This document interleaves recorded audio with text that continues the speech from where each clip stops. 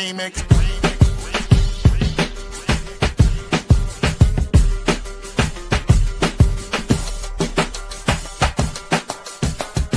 Remix. Remix. Remix.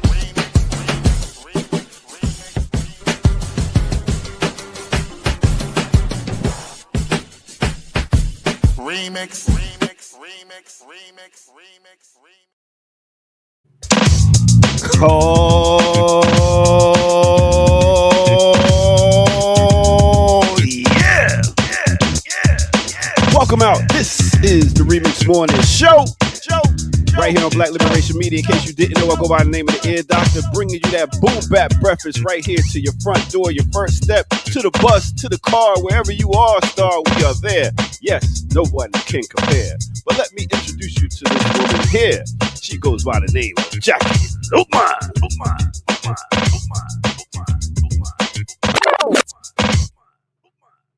Yes. What up, yo? What up, yo? How are you? What up, Slim? That's what they say in DC, right?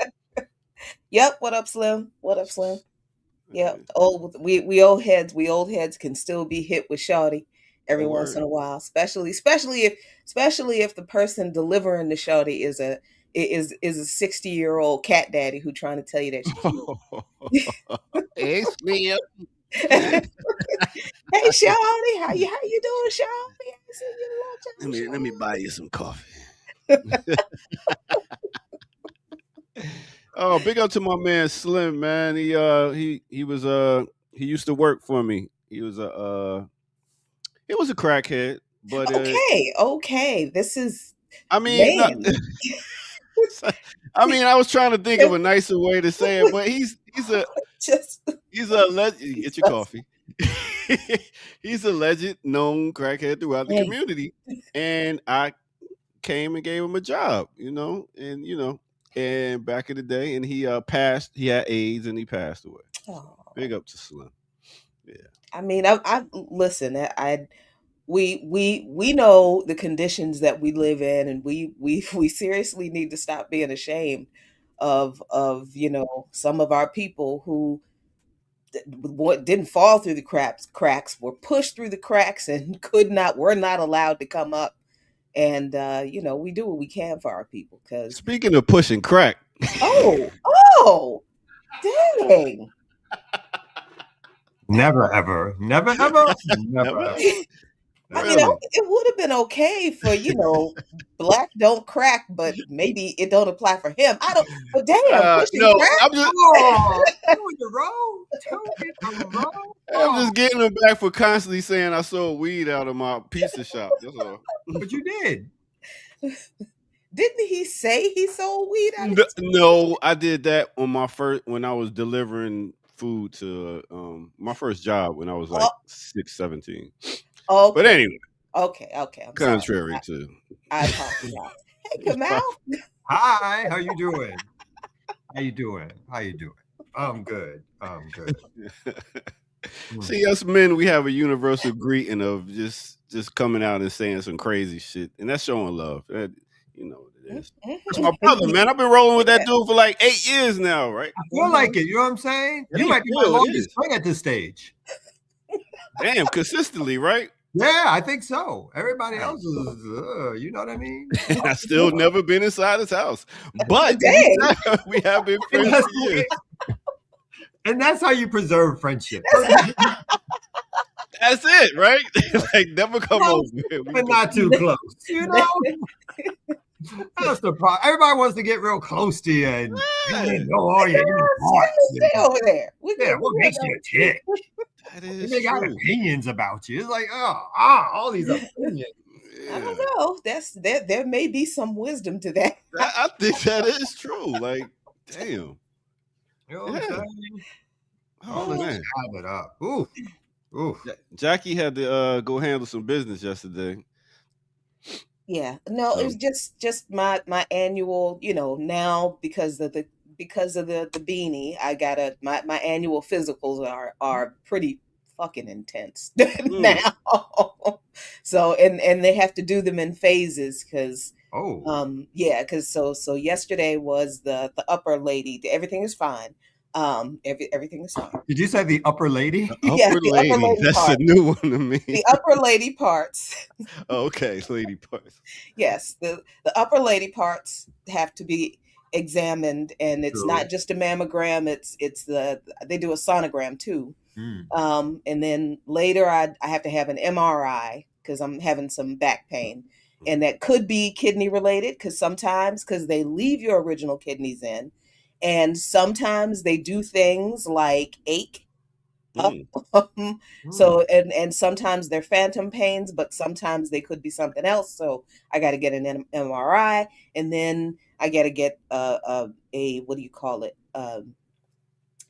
Another echocardiogram Mm. because I do have a heart murmur, always had a heart murmur, and that's something that they pay really, really close attention to, for transplant patients, especially since there is a genetic history of heart disease among the women in my family on my mother's side. And my aunt just had open heart surgery.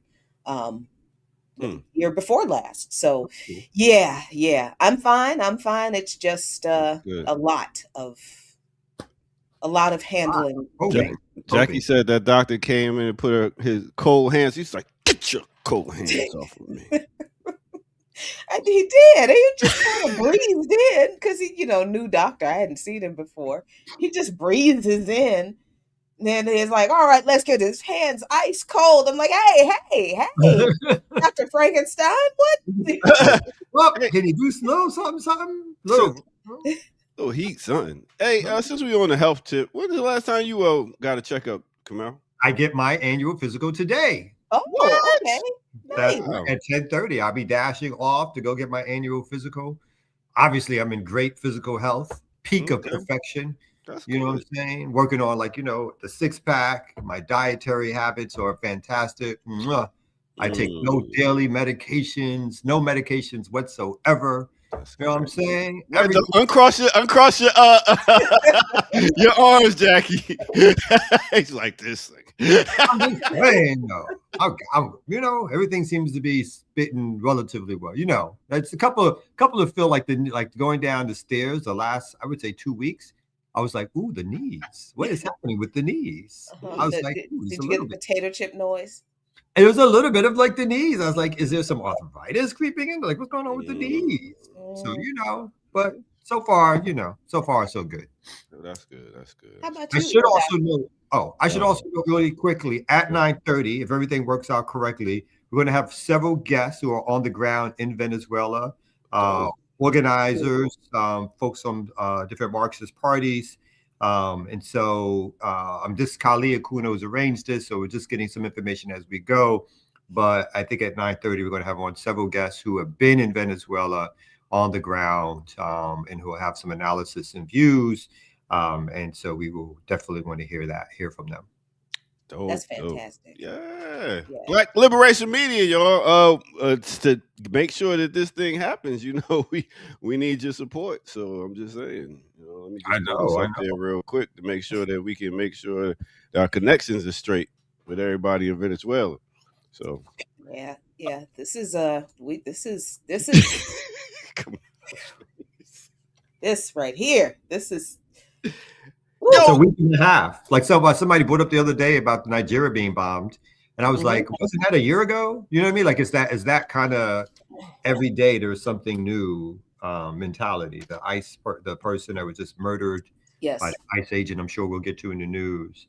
So every day there is some new villainy in place. So yeah, no, it's a interesting times, as they say, that we're living in and living through. You know what? I'm in hip hop. I'm always bigging up MCs, right?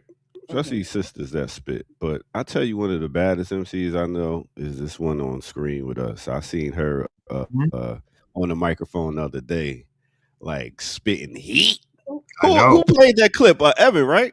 Evan played it. Yeah. What are you talking about? You was at the rally, and you were. I'm like, who is it? I'm looking for the picture of the MC, and I'm like, what is you're the MC. That you were an MC. You was Mike Controller, Master of the Ceremony. You was Mistress of Chaos. Yes, I am. I love that. Thank you. Thank you. Take I that. love that. Take that, Mistress of Chaos. Mistress of Chaos. I like that. I like that. I like that. I I like like that. I do like that a lot. Trademark it. But yeah, Well, thank man. you. I appreciate it, but Ain't I no buts. Wait a minute, but take your well, roses. that. Yeah. No, you And did a zero thank you. fantastic zero job. P. We'll take that $4.99. My New Year's resolution Thank you. is give me some CMOS. Don, you need Community some CMOS CMOS. in your life. I'm looking at that eye you put up there. If that's your eye, you Oh, got some yeah. problems. Oh, no. You got Not the internet diagnosis. some purple eye happening. And you know the only cure for that Is what? community CMOS. There You know what I it is. mean? CMOS made fresh from the sea of the community The movement seed builder. of the community. You know what I'm saying? We got all that for you. So hop on in. I'm gonna throw it up in the chat real quick for y'all.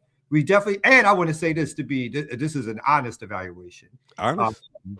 Honest evaluation. So we've been doing our CMOS collective / co-op for a number of years. We just brought somebody new in. We've had some ups and downs with it. This is kind of a make or break year for our CMOS. It's either we've been to a point where we had over $50,000 in sales when we were in stores. We had to revamp the formula to make it more shelf stable. So we've got a terrific formula, a terrific product. We're also going to be selling soap, made sea moss, dry moss, some other things. So if we pick up on our sales, I know we're asking y'all for a lot in the chat, but it's like a lot of y'all up in the chat. You know what I'm saying? That we will continue on and make this a full-blooded cooperative. If not, that's right. Kamal's gonna have to go back on the poll. they we ain't talking about the voting one either. in the backyard. I don't know what you do with expired CMOS. You know what I'm saying? It's like I don't know. That's a good question, man. You should be able to do something with it. I mean, I don't know. Does it grow outside? It's got like 92 minerals. I mean, not all of them gonna die. So I don't know. I know. So yeah. If y'all can help out with that, and it's a good product. It's really a good product. So.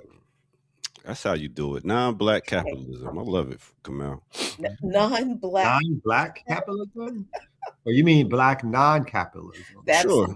That's Go ahead. You get it. Socialism is an attempt. It's a model, the new economy model, collectivizing things. The organization's paying for things. When it gets up and get up off the ground, there'll be some owners who are from the community. So this is a good amount of stuff that's going on. Y'all need to support. I can see you and Jared sitting down having a conversation about the new model that you just talked about when it comes to that. Speaking of, guess who will be here Monday, and guess who's going to 5 days a week? Who is that? The Remix Morning Show. Yay. That's right. Starting next Monday, we will be on 5 days a week, and we're gonna start it off with good old Dr. Jared Ball. And so that should be good. And I've been given an okay to go find 9 new hosts. 9 new hosts you okay over there, doctor? 9 new hosts. And I'm going to throw them up on the screen. Like, you know how we do a little trial and error, see who sticks, see what works. So yeah, look out, you know what I mean? Don't get out, but look out, for all the great new hosts that are untested, but political, who will come on and bam, show you which way forward. Yeah. So I think we'll be throwing out the cooperative by Renee. I was enjoying not waking up Monday morning, but hey, I love the people. Hey, listen, I understand. I think most of us are feeling that existential dread. It can't just be me. It is not just me. I cannot be the only revolutionary organizer laying in bed, waking up going, oh, I just, how are we gonna do this shit today? God, okay. I don't know. Okay. Let me get up. I know. Hey, I got a series coming up. I'm sure y'all gonna enjoy. Now, I ain't even gonna tell y'all the name of it, but it's gonna be dope. But y'all gonna definitely be able to relate to it. I've been doing a lot of work. Like I said, I'm only 2 days a week now watching TV just so I could catch up on the media and know what's going on. But all my other time right now, as you see, we got things going on this channel. So it's a lot of work about to be done. Y'all gonna be excited. Content coming. Yeah. And we've even had some people express the idea of doing some new shows. So, Again, I yep. think there's some forms that are being filled out. That's right. So, 2026, y'all. Here we come. Here we come. All right. So I guess you got stuff to talk about. What's going on in the world today? Anything y'all can think of off top? No, and are we gonna do like a? I Are you don't gonna do know. a break? And we're gonna do a news segment. Isn't that Yeah, what we a do? little bit. Like you'll do a little break, then we're gonna bring up. Oh yeah. I was just wondering if y'all had, just making sure y'all prepare while I start to get ready to do the break. That's We're in my the middle of the transition. apocalypse. Of course, we're prepared. It is crazy out this bitch. Yo, and speaking of, I'm not able. I ain't even gonna tell y'all. I'll tell y'all later. All right. No, oh no, you can't do that. What's Oh, that?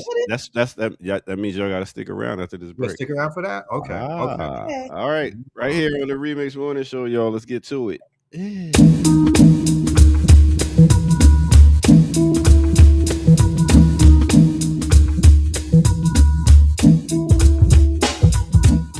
What's good, everybody? Welcome to the Remix Morning Show. I go by the name of the Ear Doctor. Thank y'all for tuning in, hitting that like button, and subscribe while you're here, and telling a friend to tell a friend. It is on again every morning from 8 a.m. to 10.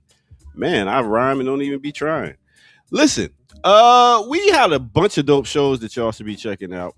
Actually, I thought about, hey, let's do a Thursday throwback to a good series that came out that was presented by Dr. Ball. Speaking of, when he was talking about Malcolm X and Palestine and 100 Years of Malcolm. In case you didn't catch it, you can always go to our playlist and pull it up. So we got a bunch of stuff on our playlist that you can pull up that you don't see on the home screen. Actually, check this one out. Do you personally feel, though, that there's some shame or involvement here or some guilt associated with the killing of other human beings? I think that the white people should be ashamed of the deplorable situation that has been existing in the Congo, which is not the fault of the Congolese, but which is the result of instigation by European powers who are fighting each other over the mineral wealth of the Congo. And now to make it appear that the Congolese themselves are criminals or brutes because they're reacting to these injustices that they've been victimized by is Ooh, man, how long they been fucking with the Congo? Good Lord, that was how many? I was in TV was black and white. Crazy out here. Anyway, let's get back to it right here on the Remix Morning Show.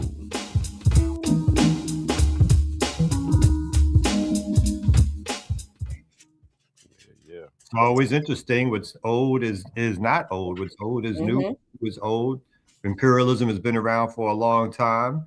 People have seen many different cycles of it, and we've seen upheavals which have changed things over the years too. But the battle is constant, right? So There got to be some crazy minerals in Congo or something because they've been fucking with the Congolese for the longest. I mean, ever since the old boy was cutting arms and hands off. Shit is wild. I mean, what is the statistic? Africa has over 40% of all of the minerals that the entire world needs. That's like Wakanda. Oh, well, let's not. I'm just saying, as in. Okay, let's get back to reality. Pop reference to make it real for him. I'm sorry. Yeah, that's how my brain works. Wakanda. That's why I had to go back to 2 days a week on TV. Okay, yeah. Okay. I'll let it slide. Okay. All right, let me leave on that note. Stage left leaving.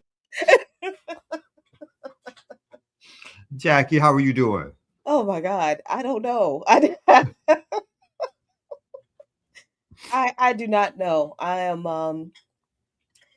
am truly curious about how all of us are feeling right now because on the one hand, I'm a big old petty proponent of "I told you so," motherfuckers. I told you, but at the same time, on the other hand, it's like, ooh, this is bad. This is. We knew it was going to be bad. We knew it was going to get bad. When empires fall, it's always bad. And I don't know, Kamal. I think the thing that I keep coming back to is we tried to tell you. We tried to tell you, and now Now what y'all fitting to do? That's that. So I'm trying not to. Not to say, not Yeah, to say. so I'm trying to let the I'm trying not to let the cynicism take over and the petty, because pettiness and cynicism together, woo, it produces reality TV gossip shows. Yeah, But yeah. yeah, I just No, the only thing I can say is I'm hoping that this moment does, it does continues to radicalize and politicicize people. And again, it's a constant moment. It's been going on for a number of years. We've been in this moment of flux um, prior even to, I think, and another big moment obviously is the genocide in Palestine. There's been the Cop City, there's the Great Recession, there's Wall Street, things. There's so much that's been happening over the last, all the murders, the vicious continued murders of Black folks by the police. So, we've been in a particular moment of time or a time of great upheaval for a while. So, what I'm looking or hoping for is that it does produce not only more organizers, but more revolutionaries, bigger, badder organizations internally. Because I do think, one of the things that's continually been lacking is bigger left militant organizations in the United States. So we got some of that is growing, but it's just not growing at the rate that I would like it to grow to. So that part I would love to see more of. yeah, I think that part, that the rate at which this movement needs to grow, that's the concerning part, I think, because when and listen, y'all who are listening and watching and that kind of stuff, this is not discouragement, this is reality. Organizing is peaks and valleys, it's ups and downs, it's wins and losses, it's advances and retreats. Today you are full of the fire of Kimati Didan, um or Vidan Kamathi, and tomorrow, you're like, oh my God, I can't go out there. And it is because we're human beings fighting an inhuman system. And I mean, if there was ever a real David and Goliath story, it's us. This is it. Mhm. So this is just a real kind of, I don't like for people to think that this work is going to be carried out by some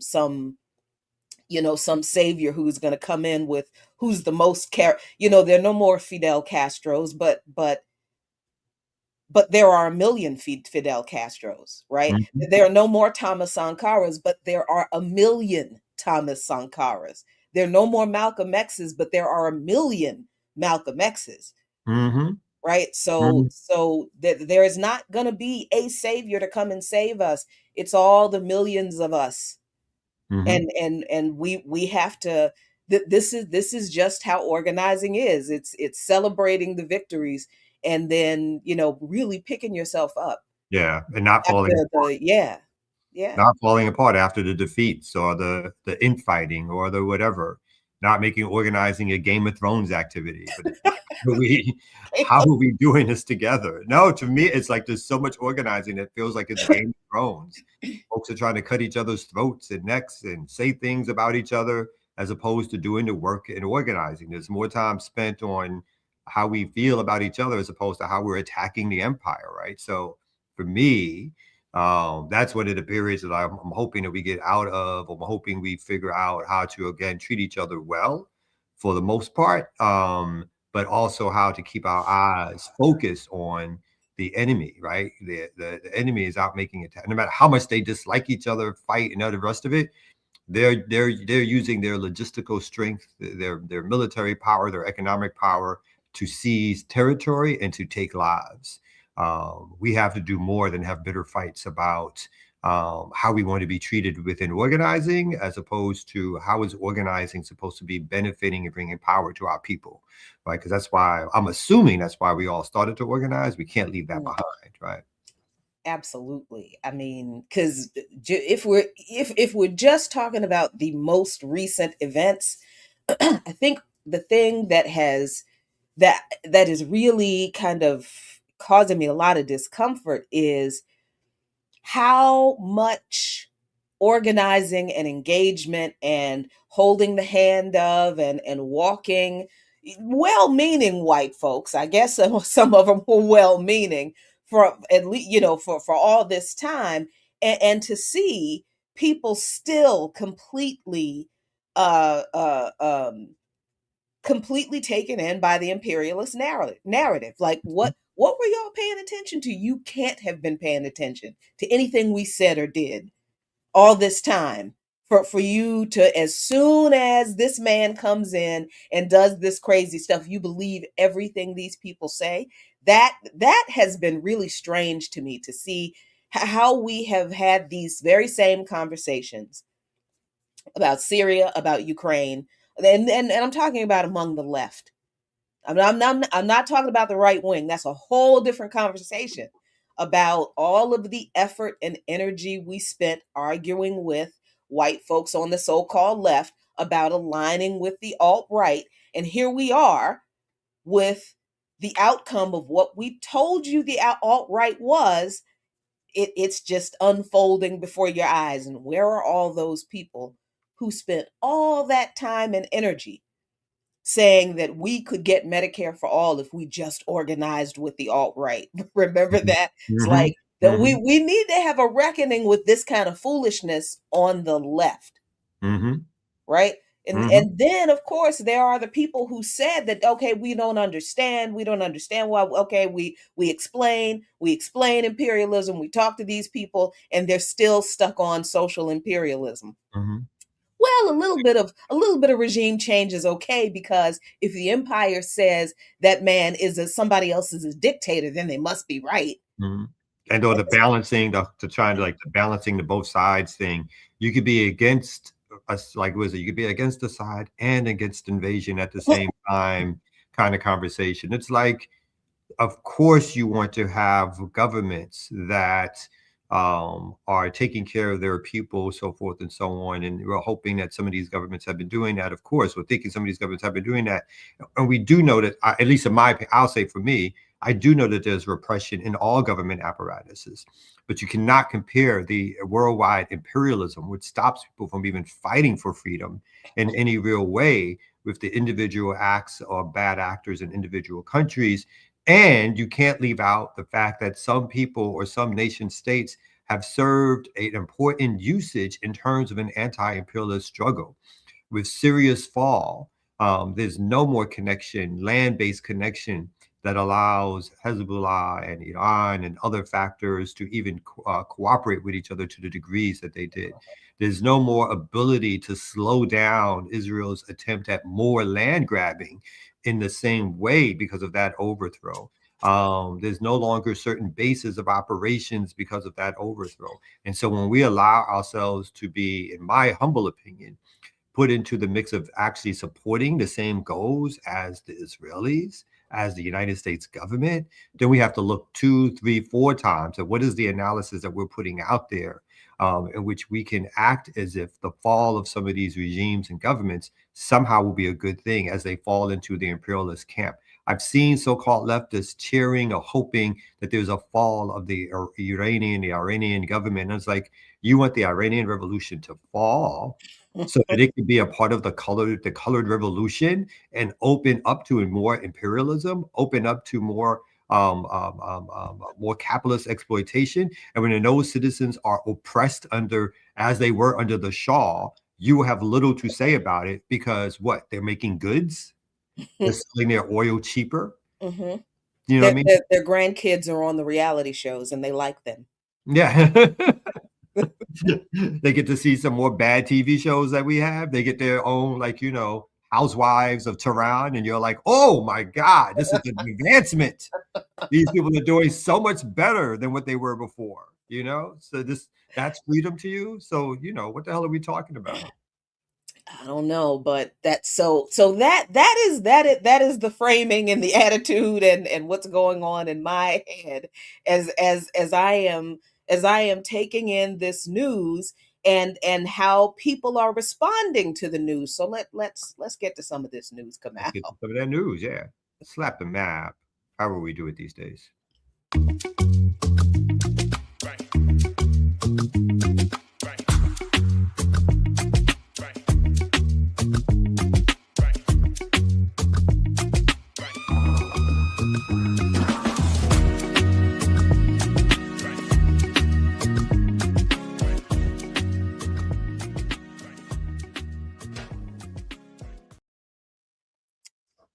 Good morning, good morning, good morning. Remix Morning Show, the one and only Jackie Lukman. And somebody said we haven't shared the screen in a while. I missed that. I missed seeing your gorgeous face, and hearing your intelligent commentary. So, Oh, so we have Jackie Lumen, Kamal K. Franklin in the background where he belongs, the ear doctor, making some. Whoa. Oh, my bad, my bad, my bad. I was saying making some weed deals. You know what I'm saying? Trying to get them up. We are here at Remix Morning Show. We have over 235 live in the chat. We are looking, we're at 9:30. We're going to have on guests from Venezuela, organizers and activists who are on the ground in Venezuela, who will give us an analysis of what they've seen so far. Everything, and I think there's some differing opinions on this, like everything from whether or not those who are still in power, how much, if any, they are capitulating, whether or not they're holding strong. So I think it's going to be a really good analysis and conversation about what's been happening in terms of fighting Western imperialism, how we've reached this particular point. So I think it's really fantastic that we're going to have these kind of guests on. Yes, let's get those likes up, and let's get it done early, y'all. Let's get a couple of these donations. We are monetized again. Who knows for how long? With our reviews, with the way in which we provide alternative information, with the ways in which we make sure that the facts that you get are not the imperialistic facts, are not the facts of make America great again, are not the facts of the neoliberal, but the facts around how the world really operates and how it spins on the head of working class, poor people, Black folks, other folks of color, how oppressed people survive and how we fight back. Those are the facts that we're trying to give you. And if that doesn't deserve your support, then nothing does, y'all. Nothing. Now listen, that's called my boy. You know nothing about that. I'm going to stop there. I'm just going to stop. Jackie, you got some news for us? Hey, before y'all get too deep into the news, is this possible? I'm seeing Trump actively discussing potentially buying Greenland. You can buy a whole fucking. That is what he's talking about. He's that kind of nut. He's that kind of nut. Wow. Yes, yes. I mean, that's part of who he like. He feels like there's no bounds to his ability to do whatever he wants to do. He's the ultimate strongman, as in he just wants to be able to say it and have it done. And he wants the world to capitulate. And he doesn't care whether it's so-called NATO partners. He doesn't care if it's adversaries, whatever it is. He just wants the world to capitulate. That's how he gets off. And he's in the ultimate space to get off on who he is. The man is literally changing the names of buildings, of institutions to advance his own ego. He's making a coin, like a money on it, a money coin to put his face on it. All he cares about is advancing his ego and making other people heal. That's who this dude is. So it is not shocked that he's going to make a cash offer of US dollars. Ain't coming out of his pocket, right? Right. To say he's going to try to buy Greenland. And I'm curious. Like, I mean, I know we could start maybe with that as a news story since you brought it up. I'll find a quick story on it, I guess, unless you have something, Jackie. But what I'm curious about, Jack, is the idea that people have said, that even people in NATO, that this would, at least a claim from Denmark, which is in control of Greenland, that if an attempt is made, that this would be the quote unquote end of NATO. We shall see if that actually holds true. Yeah, this has been interesting. I mean, now I'm trying so hard not to fall back on I told you so, but I can't. Oh God, okay.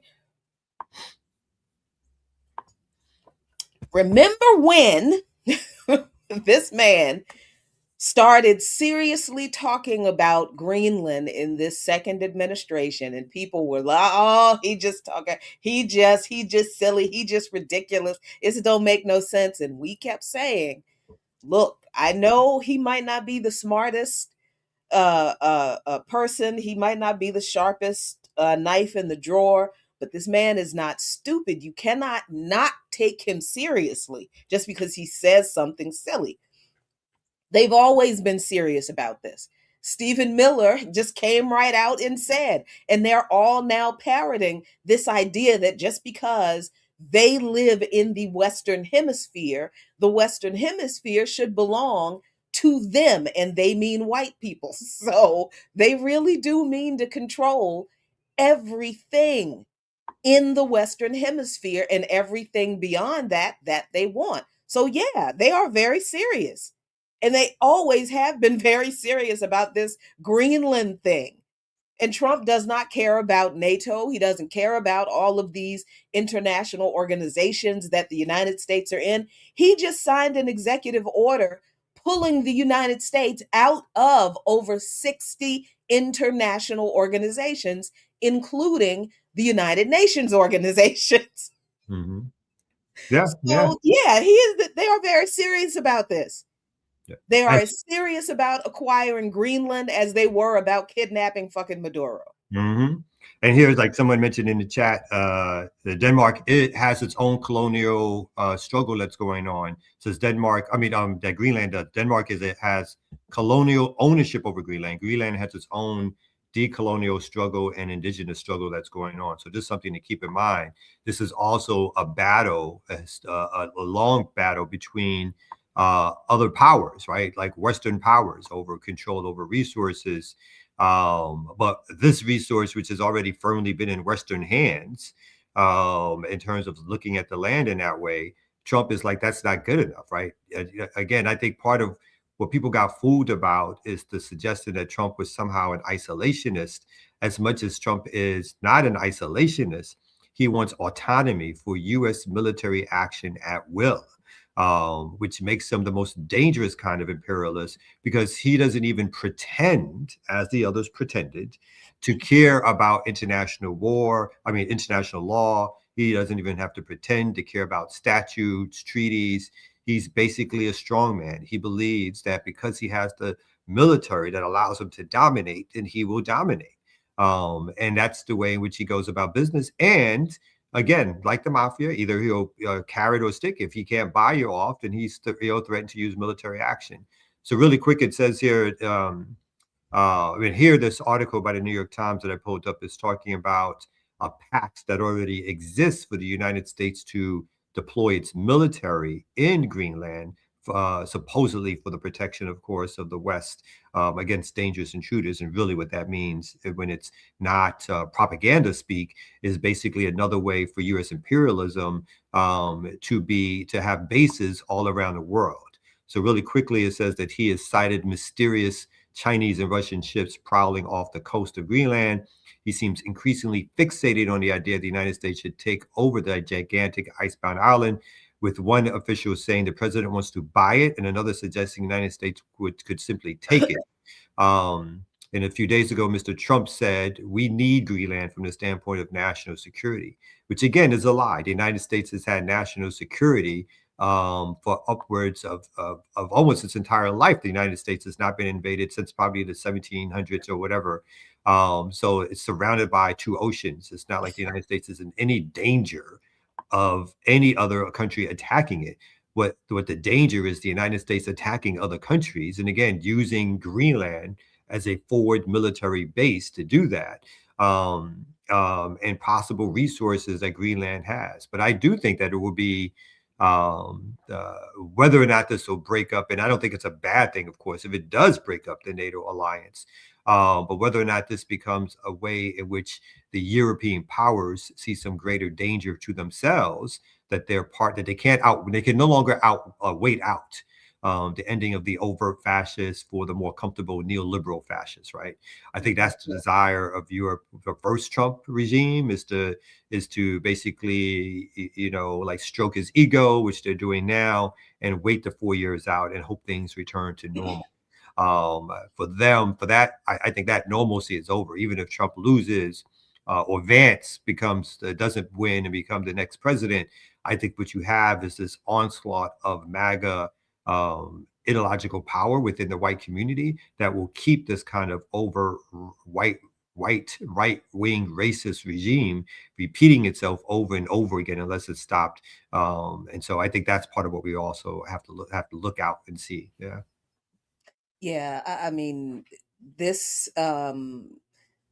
what we are seeing, I think that what we are seeing is, and I think I've said it before, we're seeing the ideology behind settler colonialism. We're seeing the lack of logic. We're seeing the the lack of any regard for anything called international law. And there's this whole other conversation that I'm trying to work out in my head, Kamau, before I put it down on paper so I can figure, because I need to figure it out. Like this idea of I'm I don't know why I'm having a hard time with this conversation about international law, because it's like clearly what does the law mean when there's no mechanism to enforce said law, right? Mhm. So if it's clear that the law is not being enforced, then the law itself becomes invalid, right? It's illegitimate if the law is not enforced. So what are we still talking about international law for? clearly Clearly it don't exist Mhm. if there's And/or nobody in, you know what I mean? really So I quickly, I was gonna add, and/or it exists for you and I and small nations, mhm, but not for the great powers, particularly mhm. not for the imperialist powers. And I'm sorry, go ahead.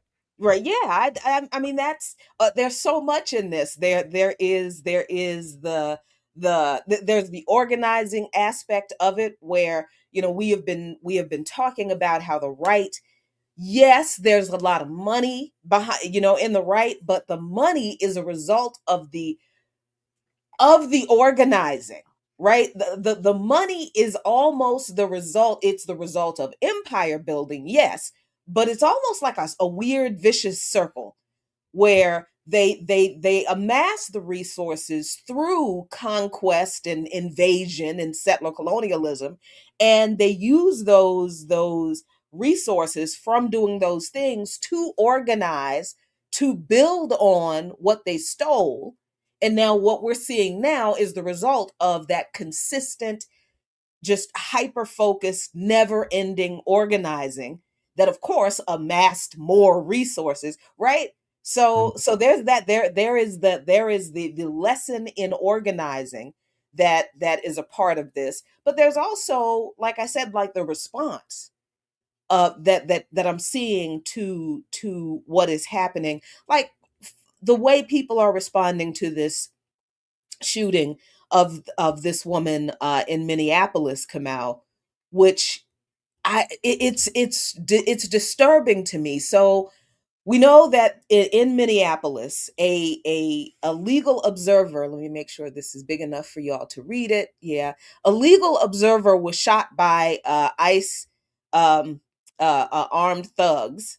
Um, Yesterday, and this is from Canada. This is Canada, CBC, Canada Broadcast Corporation, I think it's called.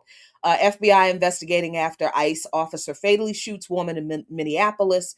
An FBI investigation is underway after a U.S. Immigrations and Customs Enforcement, or ICE, officer shot and killed a woman in Minneapolis. Renee Nicole Good, 37, was shot in her car in a residential area of the city. A large crowd held a candlelight vigil at the scene, which is less than 2 kilometers from the location where George Floyd was publicly lynched by the Mm. police in 2020. Hmm. Minnesota Governor Tim Walz blamed the White House governance designed to generate fear, headlines, and conflict for the woman's death. Federal and local officials have vastly different versions of events. The Trump administration said the woman was shot as she deliberately tried to run over the agent, but the Minneapolis mayor said that that characterization was bullshit, and he did, and he went further to say that ICE needs to get the fuck out of Minneapolis, and he literally said in the press conference, "Get the fuck out of Minneapolis." This is what the mayor said. But I pulled up this particular article from Canada, because when you go down and they give details about that, but then they point something out that no outlet in the U.S. as of this morning, when I first saw this, that I have not seen a lot, they point out that at least 4 other people have been killed Mhm. by these ICE thugs since these operations have been going on. They point out that Wednesday's fatal shooting is at least the 5th death resulting from Trump's immigration crackdown in several cities.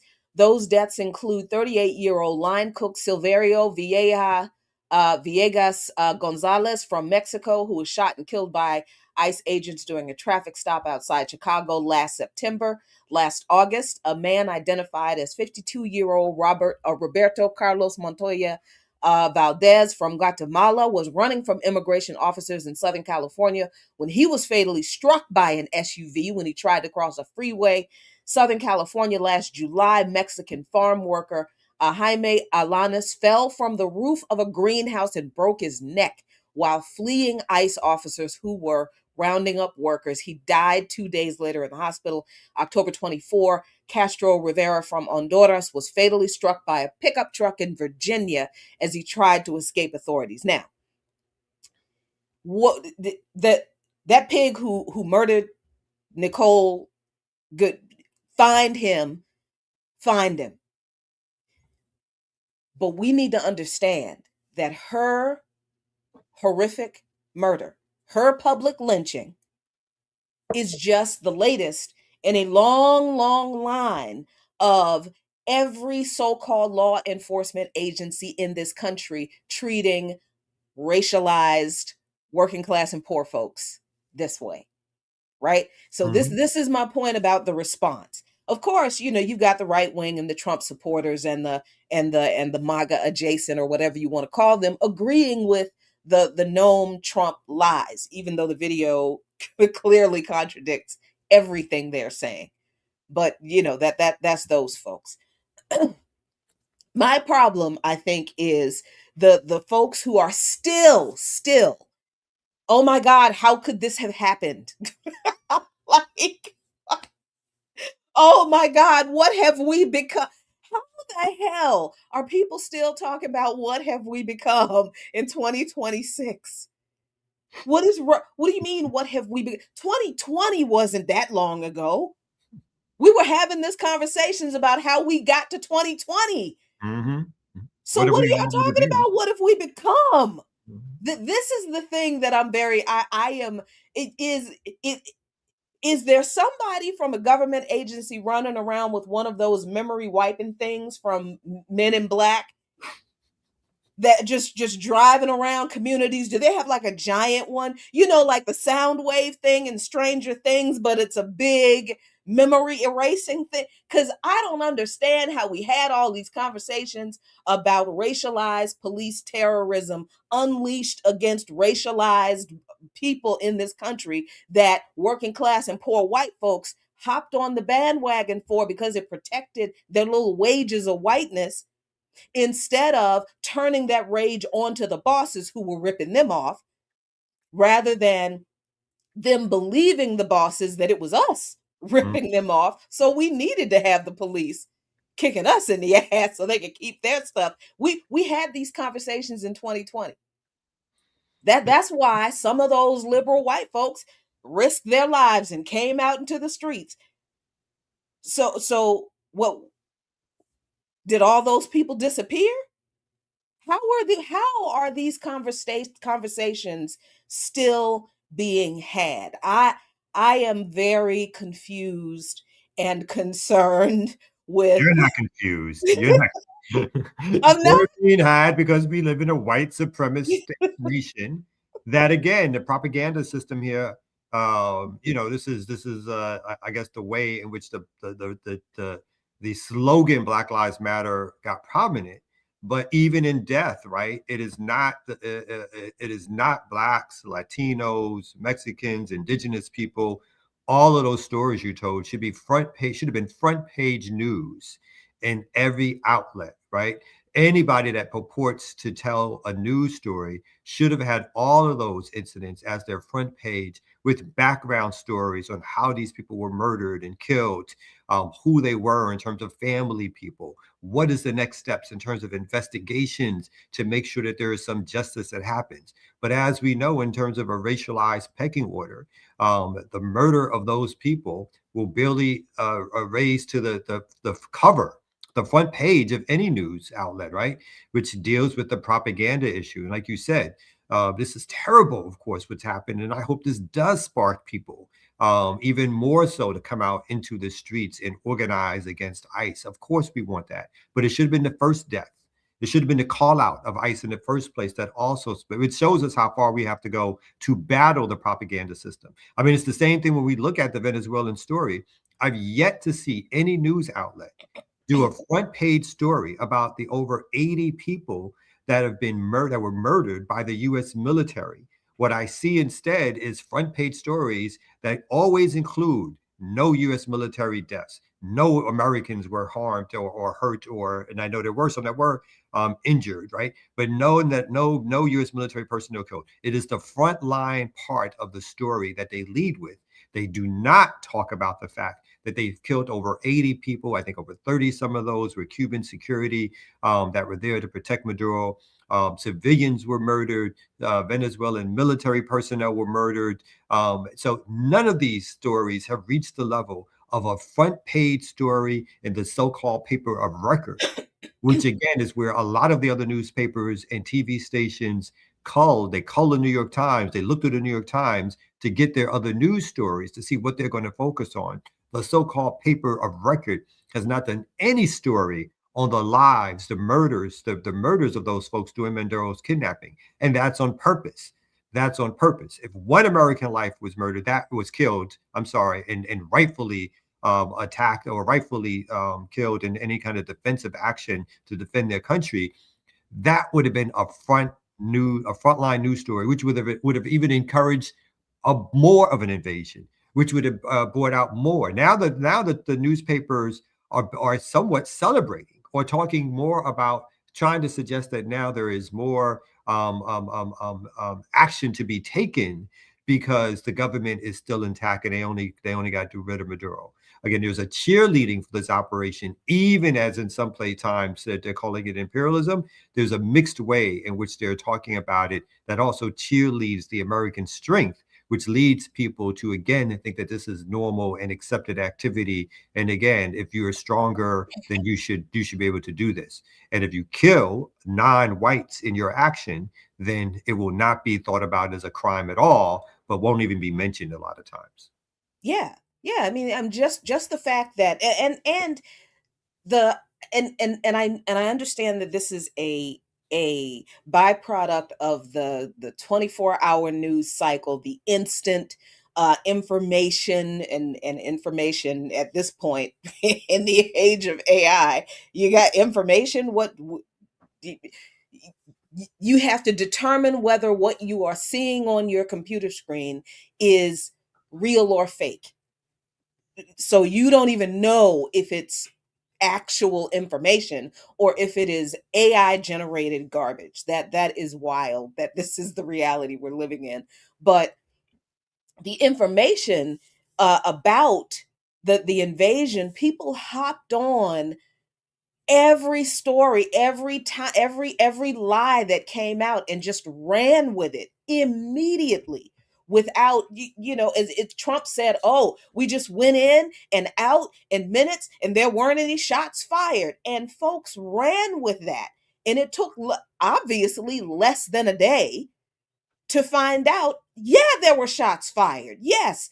And the US military did take some fire because the Maduro or the Bolivarian government, but Maduro in particular, chose to have most of his security detail be populated with Cubans because he called them the incorruptible. So this is someone who kind of understood that there is a problem even in my own country with some opposition elements. Now that's a whole nother conversation. As a whole nother conversation I'm going to reserve for much, much later, because now is truly not the time for that conversation. But we didn't even wait. Mm-hmm.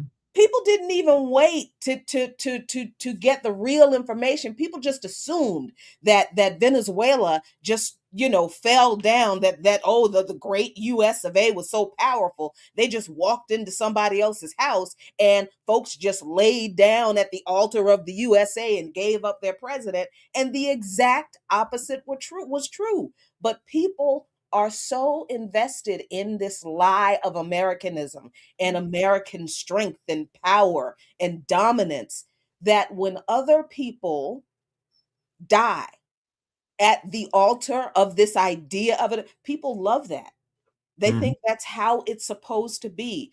And the way they respond to that young woman's murder in Minneapolis. Well, if she hadn't been trying to run over the cop, she wouldn't have been shot. If she had have obeyed, she wouldn't have been shot. The same thing they've been saying about us.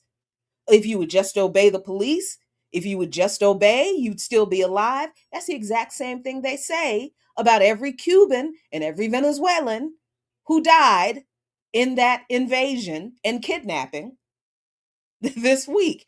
It's the same thing. We are all connected. It is all connected because, as you can plainly see, the same entity is kicking everybody's ass. We're speaking of kicking ass. Oh, let's bring up the ear doctor who takes no prisoners. Yeah, I like that. You know what I'm saying? All right. So I also like big up to Lusa African. $10. Welcome back, Professor Jackie. True. Knowledge. Thank you. Yo, I am so excited about 11 o'clock today, man. What's happening at 11 o'clock? Classical breakdown. We're talking about neo soul or R&B. Which one fits in what category, or should they? Where does Maxwell fit? Where's Maxwell fit? I was listening to some. Maxwell's neo soul. Okay, neo soul. But when you really break down the big, I've been up all night like just getting this together. So me and Kim gonna burn it down for y'all. But I mean, the fact that we talk about soul being starting with like James Brown, Aretha Franklin, and stuff like that. And then there was a newer soul, as you would say, coming in. And they just put it in a category because it didn't fit with everything else. Is there a definition that you guys have for the neo soul thing? Or my definition for neo soul is pretty much soul music over hip hop beats. Oh. Think about it. I like that. Yeah. That's why it's more neo. You know what I'm saying? Because hip hop came at a certain time, and then they gave it that label. What you laughing at?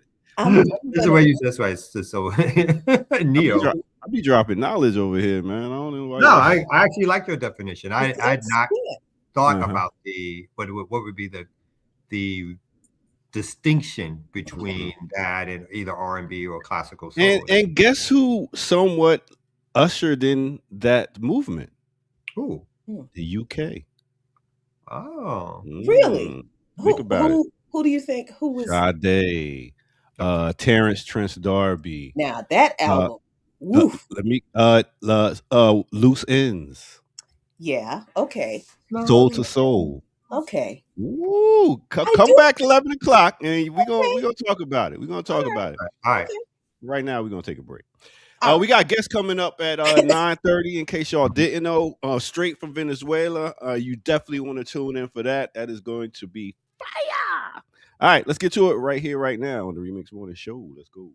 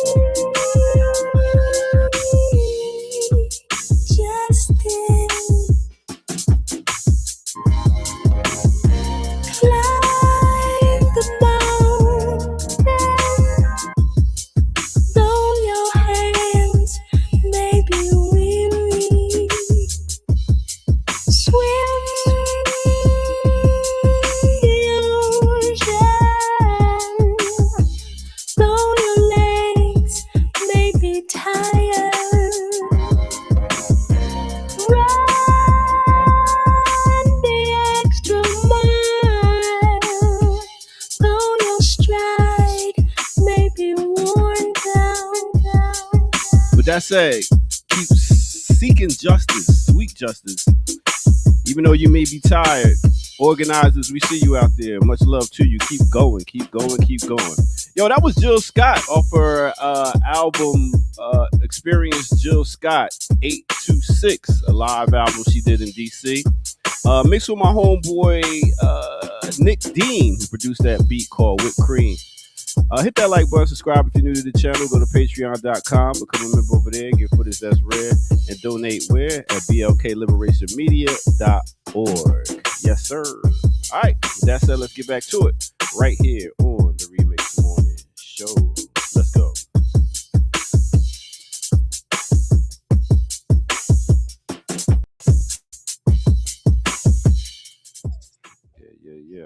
Yeah. And she's coming out with a new album February 13th. Jill Scott, let's go. 11 years we've been waiting for this. Now, oh my God, has it really been that long? 11 years, yes. He was doing that Bad Detective show. Wait a minute. That was not a Bad Detective show. Wait a minute now. Hold on here. Disrespect. This is what I come back to. You know what? Oh, I'm just saying, what was that HBO thing she did with the detective thing? And It she was did the good. Caribbean accent. No, it was Is good. that a Caribbean accent she was trying to do? No, African. Okay, hey, That was look, an African accent? Oh, my bad. you know, Kamal, I'm you not the will one to be speak of criticizing Jill nobody that way. else's bad accent. You will not speak of Jill that way, Kamal. See what I mean? I love And Jill. I love about that, Jill. people like this. This is not right. Don't do this. Don't do this. I No. love Jill. Love her. Love her to death. Love her to death. All right, no doubt. Do all that liking and all that stuff, y'all. Peace. All right. I mean, but I like bad TV shows, so yeah, It don't wasn't that bad. I just wanted don't trust me on the quality of anything that is on television, because I really enjoyed Nobody 2, so.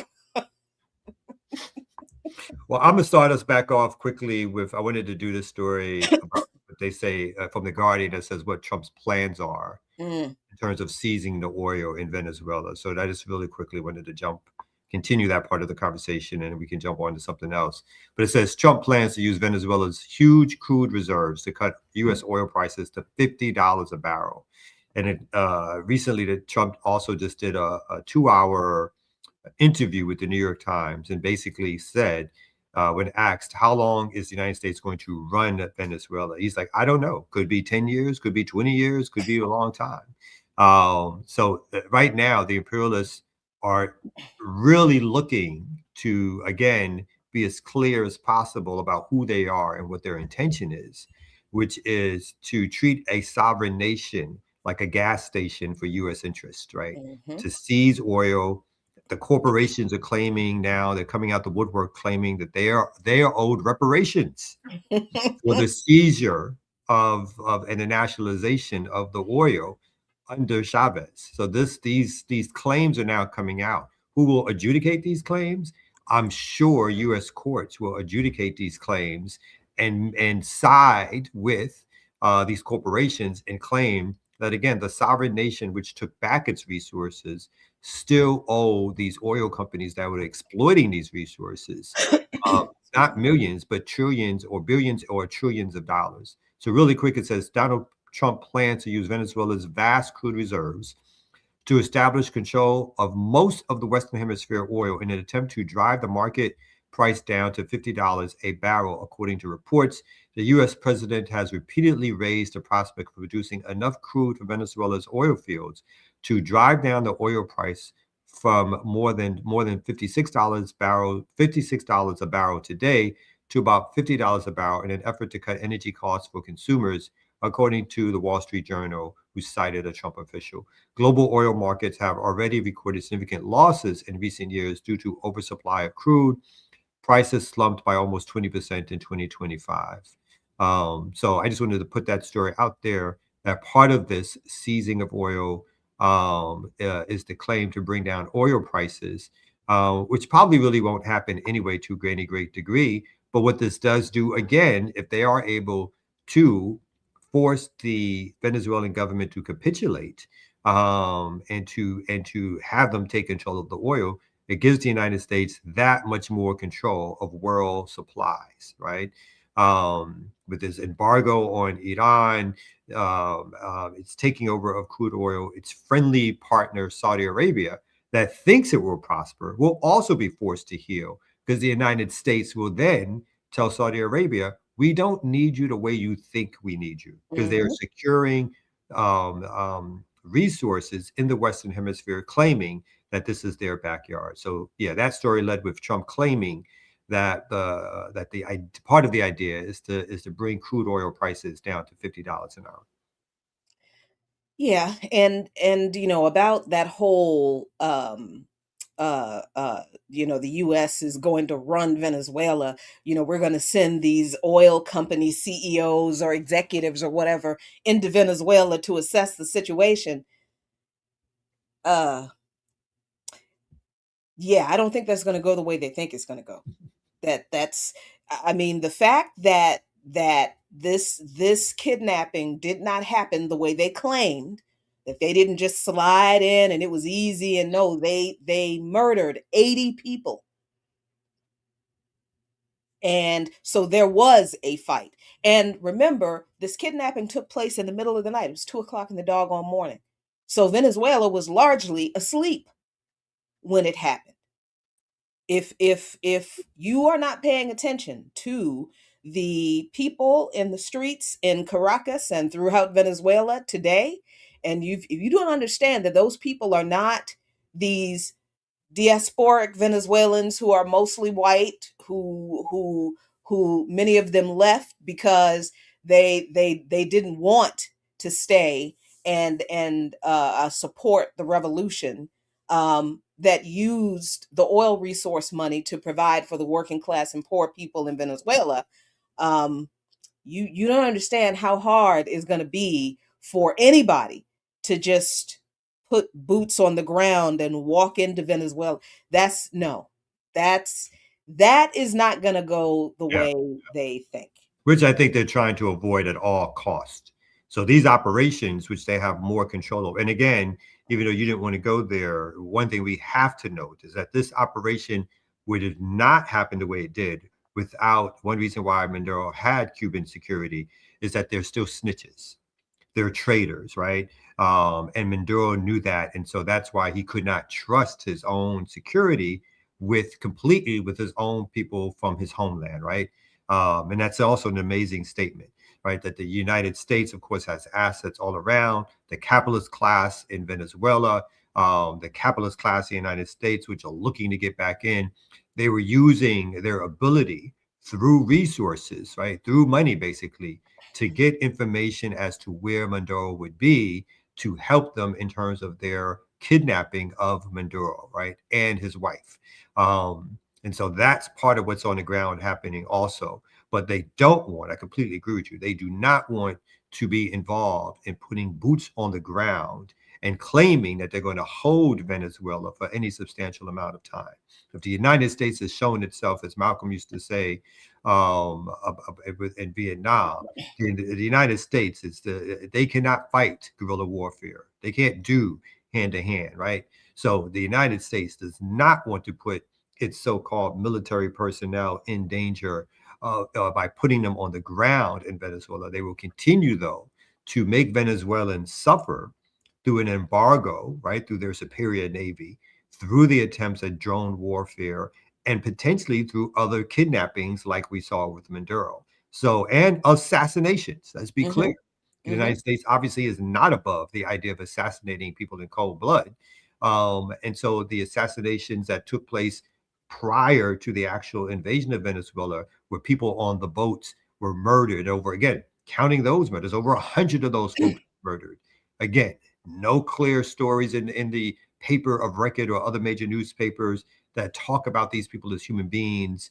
Only the propaganda cover that Trump said that they were related, they were drug dealers. Trump said that they were involved in the drug trade, and that was enough for the media to allow these murders to go on for weeks, boat after boat after boat, to be killed. So the United States will obviously use assassination, murder, and they know there will be no public outcry because the way in which public outcry in the United States, because the way in which these things will be framed by U.S. media, again, including the neoliberal media, who's not opposed to any of this stuff, they just want it to be done in a slicker way.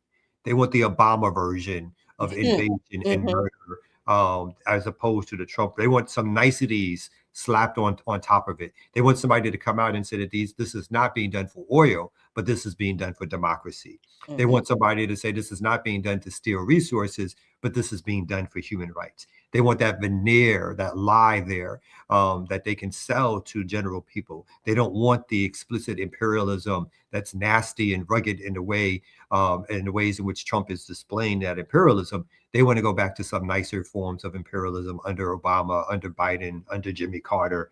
That's the kind of it under Carter, under Clinton.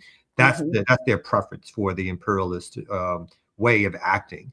But Trump is not like that. Trump is exposing, because he's part of and with an overt white supremacist crowd who likes to have their imperialism and their strongman and their egos out front, to show that they can take over the rest of the world. And so so again, I do think there's danger afoot for Venezuela. We'll have our guests who will come on and give us a little bit more of an insight on that. But I completely agree with you. This, I would be surprised by any kind of ground invasion, because I don't think the United States wants to deal with the possibilities that their troops would be sitting ducks. Yeah, especially since they didn't even admit that they had to engage in a firefight with security forces, with Maduro's security forces. That is why 32, I think it's 32 members of the Cuban security force were murdered, and 50 up to 50 civilians were murdered. They wouldn't even admit that. So they know that is a quagmire. They do not, even the oil company CEOs know. Now, wait a minute. We're happy to make money off of this, but I don't want to go put, I'm not going to be sitting ducks for those people. So that there was a plan, or there was an action executed without a plan. Right. The other part, really interesting part about that is when you mentioned the oil companies, according to reports, the oil companies were informed before Congress. Right. They knew about the action for to recover their resources, right, before Congress. And somebody, we still don't know who, this is also floating around, someone leaked to the media the plans before it happened. And the media, did you hear from them? Nope. Nothing. They kept it quiet. Because they wanted to see success too. Because look at how they're describing what was done. The New York Times, we saw yesterday also that it was exposed that the powers that be at the New York Times told their journalists, do not use the word kidnap. So, like I said when I spoke at the event, Maduro wasn't a fugitive from anything. He wasn't captured. He wasn't in hiding. You capture something that is running from you. Maduro wasn't running from anybody. So there was no international warrant. There was nothing. Unlike Netanyahu, who has a warrant out for his arrest, there was no warrant out. These were U.S. law, and that's and again, where we are tricked or fooled is that folks like to believe that U.S. law is international law. U.S. law has nothing to do with international law. The United States can pass any legislation, any law that it wants to. It does not apply to Venezuela. So the whole embargo aspect of not only Venezuela, but of Cuba, of Iran, of other nations, the seizing of oil tankers under the guise of recovering resources or suggesting that U.S. law applies. U.S. law has nothing to do with international shipping. It has nothing to do with countries being able to sell their oil to whomever they want to sell their oil to. So the whole idea that there's some coverage, some legal coverage for this, again, even when it's not naked right-wing white supremacist attacks, the idea that somehow that there's coverage for this is ridiculous, right? Which is what the neoliberals, again, want to have. They want you to believe that there is some coverage for the actions because the UN, through the Security Council, has given them some power or some control to do something. The UN, which is basically controlled by the West, right? They want some international cover for these things. Again, Trump does not necessarily care about that. But the U.S. indictments for Maduro mean nothing in terms of law or international law. This is nothing but a kidnapping. Mm-hmm. No ifs, ands, or buts about it. This is a kidnapping of a sovereign head of state from another country. And then lastly, I think we've talked about this too, and I want your opinion on this too. This whole talk about him stealing elections or democracy is complete bullshit, right? First of all, again, going back to Chavez, they won election after election after election. Did the opposition respect the results of the election? Did the US imperialists respect the results of the election? No.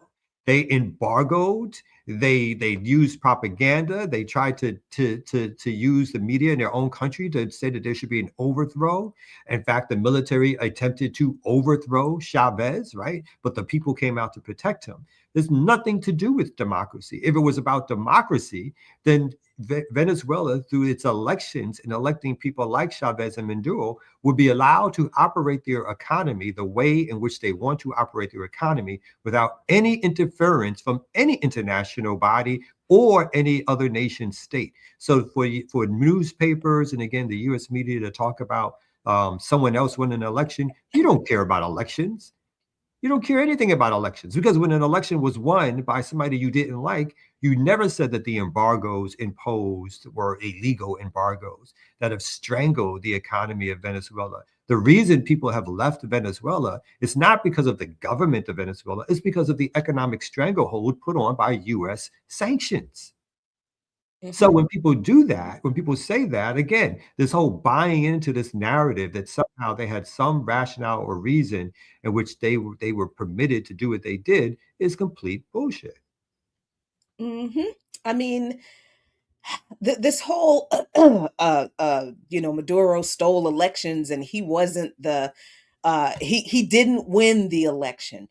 Let me, I'm tired of talking to people. And I know as an organizer, that's a terrible thing to say, but y'all don't listen. I know, as a host and as a host of a show, you And as got a host to of talk a to show, people. it's like, okay, all right, I've been saying this all this time. I went to Venezuela in 2022. Learned a whole bunch of stuff that I did not know about the 2002 coup, about Colin Powell and his involvement in fomenting that coup, the CIA and their involvement, and Barack Obama and his involvement in fomenting that coup. And he was the one who did not recognize, or Obama was the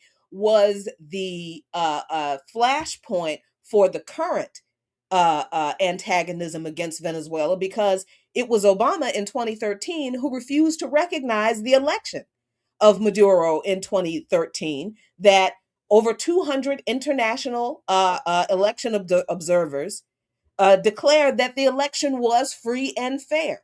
Previously, Jimmy Carter said that elections in Venezuela were the most free and fair that he'd ever seen probably in the world.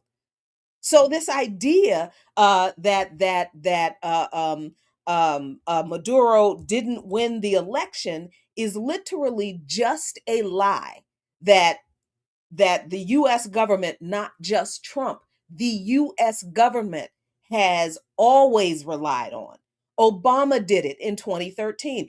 And interestingly, Obama refused to recognize the 2013 election in Venezuela right about the same time or not too long before. He also refused to recognize the election in the Donbass region in Ukraine when they wanted to secede from Ukraine because of the rise of fascists in Kiev from the coup that the US backed in Ukraine. All of this, it is connected. So the Black Agenda Report, yesterday's edition of the Black Agenda Report, dedicated wholly to Venezuela, published a reading list of all of the information that you ever wanted to know about the Black left radical position and perspective on Venezuela. All of these articles going back to 2014 when we were talking about Venezuela. I put the link in the chat for you all so you can read all of this information. The elections in Venezuela and the elections in pretty much, I would go so far as to say, every revolutionary country much more free and fair than any election here. Much more. And I don't care what country it is. I don't care what the election is. It is very, and I understand it's also a result of the propaganda, and of the indoctrination. We think that this system in this country, all of the systems in this country, are the pinnacle of everything that everyone in the world should aspire to. But the election system in this country isn't even centralized. Right? Like that they're always talking about, well, this country has interfered in our elections and have hacked the election system. How? How are they gonna hack an election system that isn't connected to any central anything? Well, you have to How? remember the reason Hillary Clinton lost was because of Russia.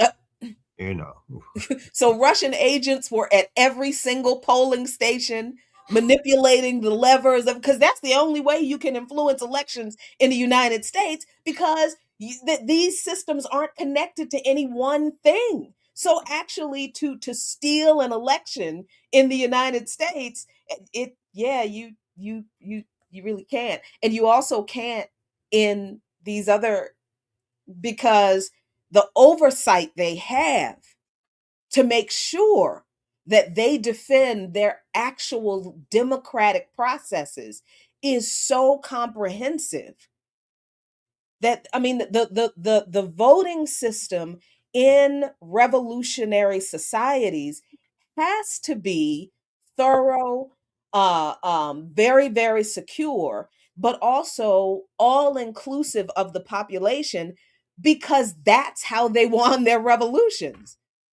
So, of course, they're going to go to every length to make sure that the people who won the revolution and shaped their society continue to contribute to the society that they shaped.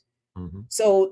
This is the elections, the election system in Venezuela and in Cuba and in China, and the way voting was tried to be set up in the anti-colonial countries on the continent, are so far advanced in regard to the participation of the people that it's something that we can't wrap our minds around here, because we don't even understand that this election system is not designed to allow for the full participation of the people. Mhm. So we it's easy for us to believe Yeah, that, we believe. some other leader stole an election. We don't realize that our elections are stolen every Mhm. 4 years, every Mhm. midterm, Mhm. it's all hijacked against us Yeah, from the beginning. yeah. Because here in the United States, for the most part, it depends on how much money you have. And again, people don't want to admit in the United States, the elections are won, the elections that have been won recently by overt white supremacists, not by anybody, not by Russia, taking the election away from anybody, but by overt white supremacists, which appeals to a majority and or a majority, not a critical mass, but a majority of white folks in this country, which is why part of the propaganda is so easy for certain sections of the country, because they already are buying into it. And we have to look at this as this big picture thing that's now happening in terms of the Trump strategy, as they're trying to revive the Monroe Doctrine and calling it what, the Donroe Doctrine or whatever like that, putting again Trump labeling his name on top of it. This is the opposite of what they were talking about, I guess, during the Vietnam War, when they talked about the falling dominoes, right? And how Mm, different countries would fall to communism unless the imperialists went into and invaded these nations. Here we have an opposite domino effect that they're trying to inspire, which is the fall of leftist governments and regimes in the Western Hemisphere. And so you've seen statements that they put out that said that Cuba, they're looking to go into Cuba now, right? They're mhm, looking to see if Cuba's government will fall because of it potentially no longer getting resources from Venezuela, right? So there's ways in which the United States is attempting to reestablish or overtly establish its dominance in the Western Hemisphere that kicks out the influence of nation states like China and or Russia to a lesser degree, and or Iran, who also was a trading partner in Venezuela, which is setting up the bigger fight, right? And the bigger fight for the United States points to China. That is where this country is looking to have a bigger fight. Again, not an on-the-ground military fight. It does not want to do that. It will not bring any troops into China, but it is looking to isolate China and to stop China from being an alternative system. And maybe not the alternative system that some of us want in terms of an overt left revolutionary system, but whether it is or not, any system that challenges the leading imperialist nations, the United States, Western Europe, Japan, others which have joined in, is a threat to that imperialism, because if it is able to create alternative ways in which they have a swift system for banking, money to be changed between governments and private institutions, that is a victory, right? If it is in any way able to create other ways in which trade takes place outside of a Western orbit, that is a victory. And if it in any way is allowed to show itself, to show how when the state gets involved in economic planning, that can be better for the people, as opposed to leaving things to the whim of private enterprise in terms of housing, food, land, and resources, that can be a victory for people. So they don't want to continue to see China, quote unquote, rise. But it's probably way too late, right? China is already, according to Ben Norton, the largest economy in the world. Even though mainstream media, again, Western propaganda tells us it's still second, other factors show that it's the number one economy in the world, obviously the biggest exporter. And it doesn't mean, again, I'm not claiming that China is revolutionary or doing this for revolutionary purposes, but it is doing it to build an alternative system to Western capitalism, or the control of Westerners over capitalism or over markets. And that in and of itself in this day and age is somewhat revolutionary, which the United States recognizes and is looking to defeat. So that is part of what's happening also, is this overt imperialism and white supremacy is also geared towards getting China out of the Western hemisphere. The sale of TikTok, the takeover of ports, the stopping of deals on the Western hemisphere with countries like China, that is all meant to have China somehow retreat, and to have the U.S. have firm control over resources, populations here within the United States. Yeah, and yeah, it is too late. That there is no stopping or overtaking China in any regard, but especially not in regard to how China has eliminated poverty, and the reason China is as successful economically and technologically as it is because the first thing they did after World War II was to invest in their people.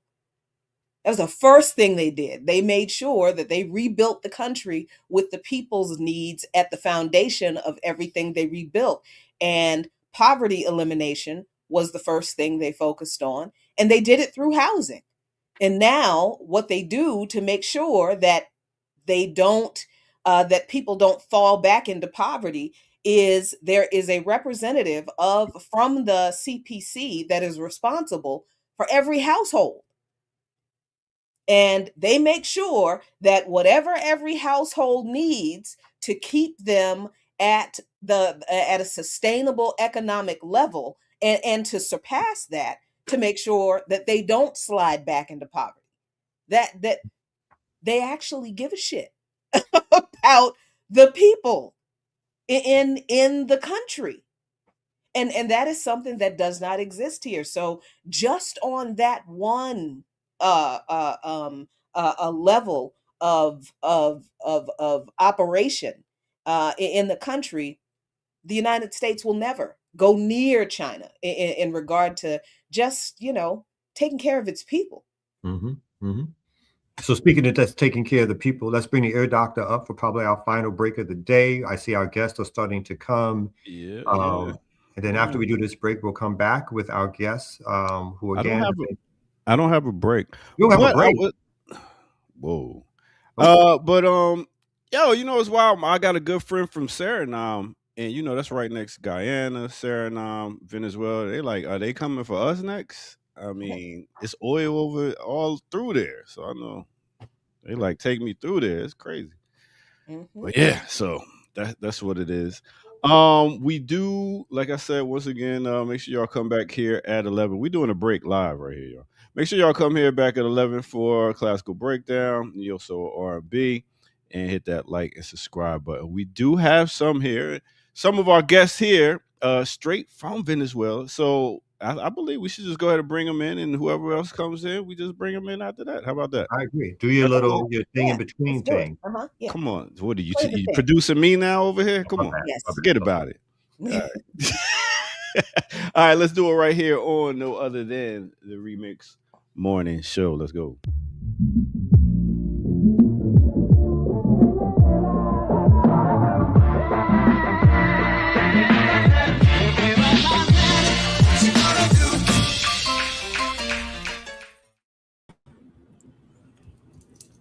Hey, welcome back, everybody. Remix Morning Show here live with you, Jackie Loopman, Kamal Franklin. This is Black Liberation Media. We're coming live with analysis of everything that's happening in the world. We've particularly been focused over the last few days was obviously what's been happening in Venezuela. We have some special guests with us today to talk more in depthly about what's going on, some of the factors that have led up to this invasion, what's happening on the ground now. And I want to thank in particular Kali Akuno for putting this interview together. We did this on the quickness. I'm going to read some bios really quick. And then I want to get into the discussion. We have about 25 to 30 minutes maybe for the discussion. And again, if we have other guests that join us, that'd be fantastic. I'll start off here in the bio that I received. Chris Gilbert is professor of political studies at the Universidad Valeria Venezuela, contributing editor at Monthly Review magazine and the author of Commune or Nothing, Venezuela's Communal Movement and its Socialist Project. We have, I'll make sure I get your name right. Is it Sierra? That is right, yes. Oh, good. Well, compliments to me because I'm terrible with all names. Sarah Pascal Marquina. That's right. Okay, close enough. Is a popular educator at the university in Venezuela, educational initiative in the working class barrio of Caracas. He is also a founder and member of the Communal Democracy Network. Thank you both for joining us. Sorry about the short bios, but we understand that you guys are experts and again on the ground. And I want to, as fast as possible, get to the conversation. And I can start with a question, Jackie. We can go back and forth as we develop. So for both of you, one person can take the lead, maybe Sita, and then we'll have Chris join. Can you describe to us today what you think the situation on the ground is in terms of now this kidnapping which is taking place? Again, from all reports, the Maduro government, and we can get into what that means, is still in power even without Maduro. What is the reaction of the masses, the people in Venezuela? We here get a certain amount of propaganda in the United States that says everybody in Venezuela is happy about this kidnapping. We get that here. We don't get the pictures on the ground of people protesting or fighting for their country or the mechanisms that have even been established under the Bolivarian Revolution to safeguard as much as possible what it's built over the last decades and so forth. So what is happening on the ground? What is the reaction of the people? And a little bit of like, what is your thinking around what's happening with this current government? So people, the situation in the streets is actually very peaceful. And to address first what you've been saying, that the mainstream media is saying that everybody is happy about what is happening. Actually, I think that there's a few people who are happy in Miami and maybe in Madrid, but the majority of Venezuelans here are Chavistas, and those who are not, I really have not seen any expressions of celebration. In fact, there's some opposition people who are extremely angry about what happened. So this is, I think, and it makes sense. I mean, the country was bombed. People were killed by the United States. It was outside of all, like framework international framework and against the sovereignty of Venezuela. So people are actually, most people are very angry. But the most interesting thing is that actually Caracas and the country in general is a country that's actually in total peace. If you go out to the street today, you will not see anything different from what you would see a week ago before this attack happened, except that every day there's massive marches with tens of thousands of people that moves through the center to certain sectors of the city, mostly through the center of the city. So that is what you will see. Like if you come out of where I live right now, you will see total normality. If you go, say, 4 blocks north of where I am, you will begin to see around midday people concentrating for a march, and you will see tens of thousands of people with their flags, people who have come out, who are coming out enraged about what is happening, but also with a lot of commitment. You're fading a little bit on your microphone. I don't know if you can get a little closer to your microphone, but we're having a little audio issue. Let's see. I think. That's better already. If you're closer to Wait. This maybe. How is this? Better. Perfect. Yes. Okay. So I think maybe I'll pass it on to Chris. I've been talking about the situation in the street, a lot of anger from both Chavistas, of course, but also most opposition people and people, the normality of day-to-day life in Caracas, but also the unity of people supporting the government in the streets. So sure, I'd like to say point out, in this face of what's essentially psyops going on from U.S. media, international media, I'd like to point out that we did everything right here. The government did everything right from the beginning. Just a few hours after the attack, and a very good communication came from the government. I want to say good because it appealed to the history of anti-colonial struggle here. It reached back 200 years. It talked about a very similar situation that happened here 120 years ago, in which the country was put under a blockade. The current president was Cipriano Castro, and it was kind of the beginnings of overt U.S. imperialism in the region. And things were done right here. Everybody's been holding their battle station. There's been a tremendous amount of unity, serenity from the government and the people. And when events unfolded during the day, we saw spontaneous manifestations at first. People just went, they understand the playbook because we've been attacked before. The playbook is you go to Miraflores Palace. There was actually an open microphone in which anybody could come up and speak, and everybody spoke out patriotic discourses. But the impressive thing, too, was when Delcy Rodriguez gave her press conference showing that the chain of command was intact. She had the defense minister on her side. She had the foreign affairs minister, Ivan Hill, at her side, and she had Diosdado Cabello there. Then she did the most revolutionary thing. She said, we're going to rely on the people. She said, we're relying on the civilian-military alliance to defend the process.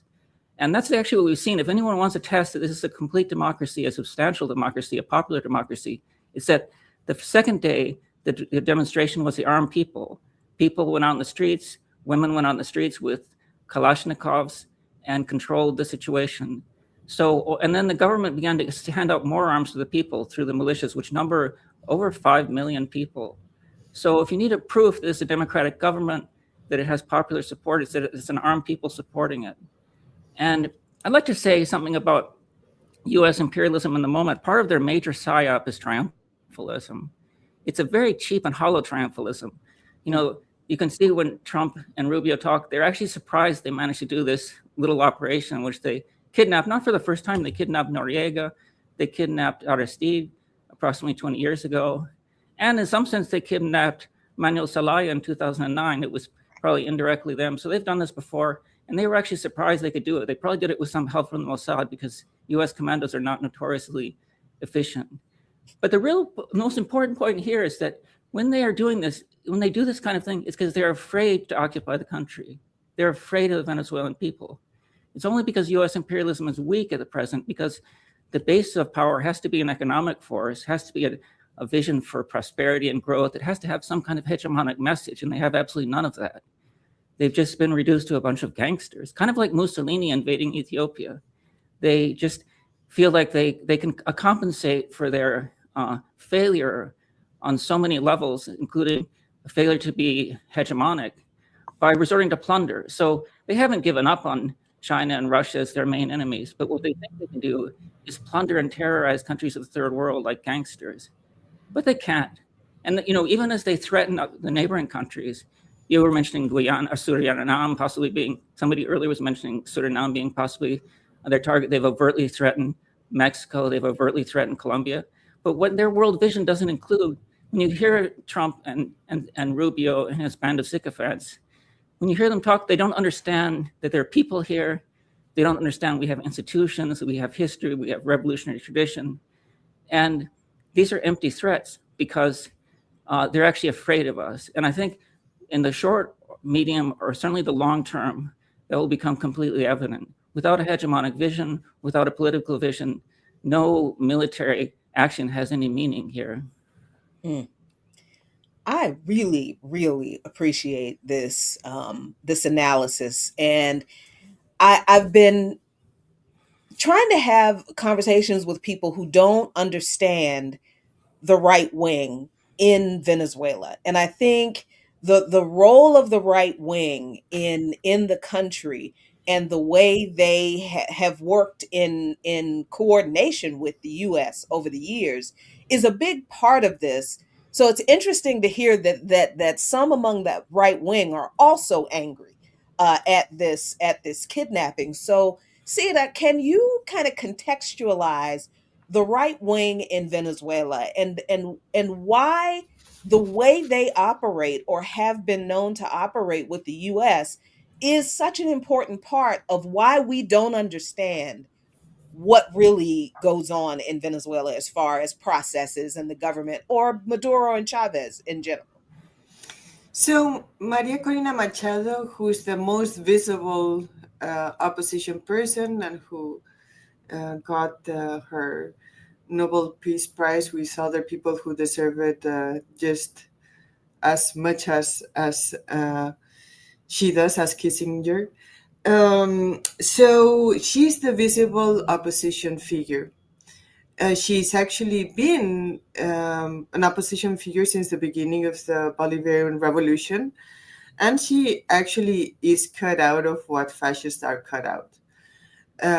There's no doubt about it. She has told, like disdain for the people of Venezuela, for most of the people of Venezuela, most of whom are racialized working class people.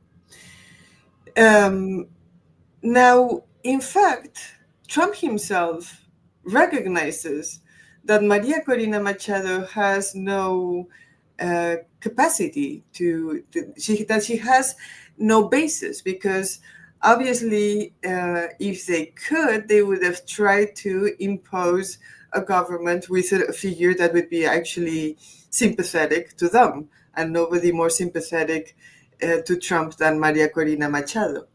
And Trump said when he was asked on the first press conference, on the third, he said, somebody asked him about Maria Corina Machado. He said, no, it's not going to be her. It's just not possible. So there's this first recognition, even from the enemy, that she has, in Venezuelan we say no calle, that she has no street, that she has no capacity, no real capacity. And why? Because she has no people behind her, because she doesn't have the people behind her. It's not a question of magic. She actually doesn't have any capacity because the people actually really hate somebody who's called on invading their country and imposing sanctions. And you don't need to be a Chavista or socialist or a communist to be against that. It's a basic question of sovereignty and national dignity. So, however, as I was saying in the beginning, she's the most visible figure in terms of the mainstream media. Now, there's other figures who have been critical of the U.S. attack, such as Capriles, who's another important figure. He's actually he has a pretty ugly rap sheet actually as a politician. But still, even him, who's also a deputy at the National Assembly, a representative, he was elected in the last elections and he has a seat in the National Assembly, even he is against this. So when we talk about the opposition, we have to talk about two things. One is what the people who are opposition feel and how they understand the situation. And I think that I would dare to say that, I don't know, 80% of opposition people, like working class people, normal people like you and me, 80% of opposition people are against what happened. There's a sector that is a fascist sector of the opposition. Of course, it's needless to say, Chavismo is really enriched. But then when we talk about what is visible in terms of visible politics, the politics that gets projected, the Miami Gusanos have, I'm sure, in the US press, a lot of projection. And so it seems like since that's all they probably are representing, then it may seem that Venezuelans are really, really happy about it. But basically, Miami is where they all concentrate, also some of them in Madrid. But so when you think about the opposition, understand that what is seen is actually not really what is represented. And then when you talk about the opposition, separate what is actually the discourse and the links and the correlations of forces among the fascist opposition. And then that there's another opposition that is not with the Bolivarian Revolution, but that is actually, I'm talking about a formal political opposition, people who are deputies, representatives, who are against what just happened. So I think that that's maybe the best way to go about it. Mm-hmm. Let me ask about the current government a little bit. And so again, Maduro has been swept out. He's been kidnapped. Part of the conversations that are happening within, again, U.S. media is that the government without Maduro is already capitulating to Trump or his demands, or the demands of the United States to take oil. And also, of course, there's been reports that, obviously not necessarily through the government, but through the security apparatus, that there were compromises that allowed this kidnapping to happen. What is the state of the government in terms of its level of control over the country economy, knowing, of course, that the U.S. forces are right outside ready to attack again? Is there a feeling that there is going to be capitulation, as a lack of a better word to say? Are they gearing up for future attacks? So what is the state of the government in terms of its ability to sort of control what's happening on the ground right now? We can start with you, Chris. Those are very good questions. I feel that it's important to actually put something on the table right now, which is that people, even progressive sectors, have been circulating very bad ideas about what's going on here. And it's quite disappointing. I think that one of the most important things that one of the victims of a fascist government like the kind Trump has is they throw rationality under the bus in the first case. And people should not pay attention to them. People should trust what's being said here. If they're revolutionaries or even progressive, if they consider themselves revolutionaries or progressive, they should rely on rationality.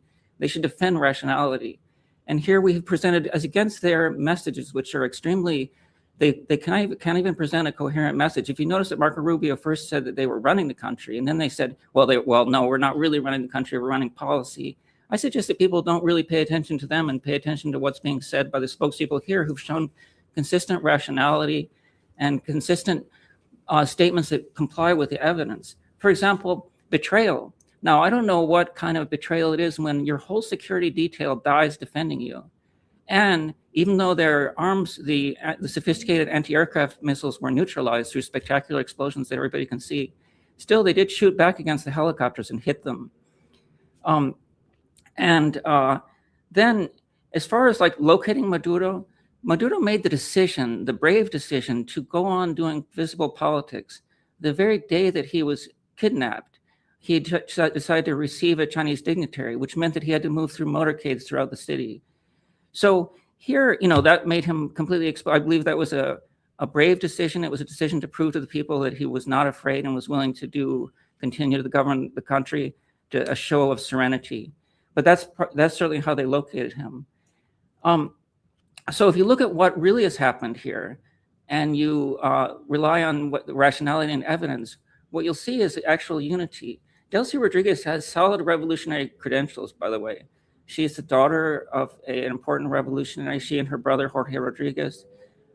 They have been. She was also part of the. Maduro has been a very successful president. I always point to three things that are extremely important. One is that he maintained the unity of Chavismo, and then he overcame the blockade through different techniques that are extremely important. Anyone who's seen the genocidal attack on Cuba in flesh through the blockade realizes how very important it is to find ways to get around a blockade. So we have experienced an economic recovery here, a serious economic recovery over the past 5 years.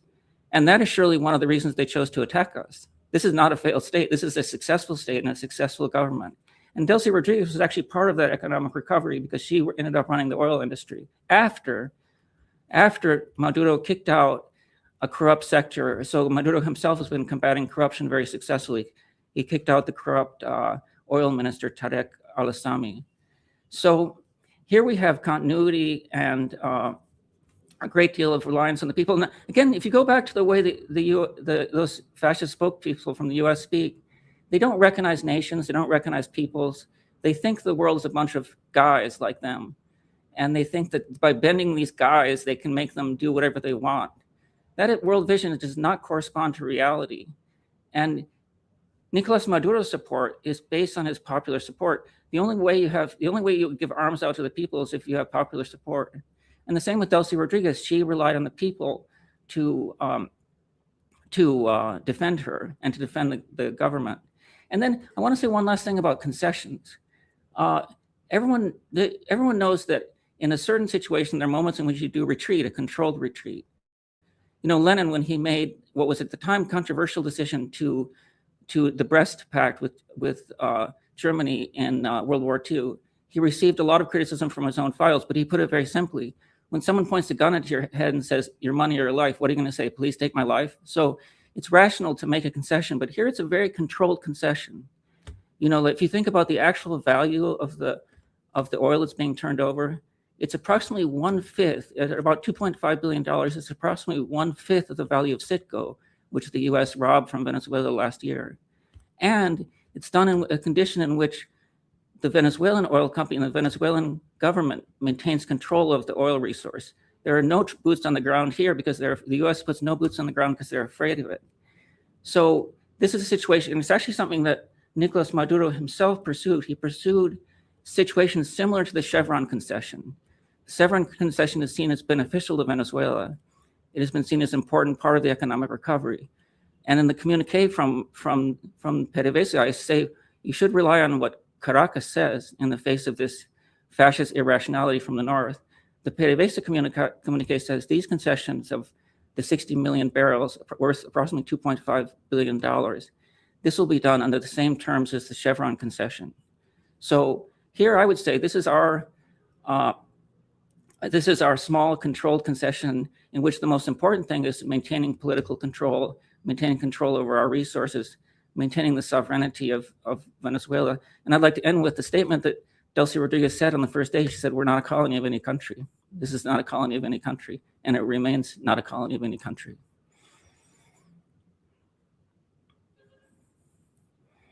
So as we wrap up a little bit, I'd like each of you to take a time and say, so what do you think is going to, I know you don't have crystal balls, but I want you to ask me, what do you think is going to happen next over the next few months in terms of Venezuela on the ground?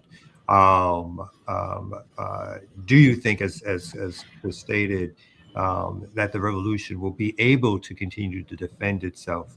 What is the prognosis for additional attacks on the country, on the homeland?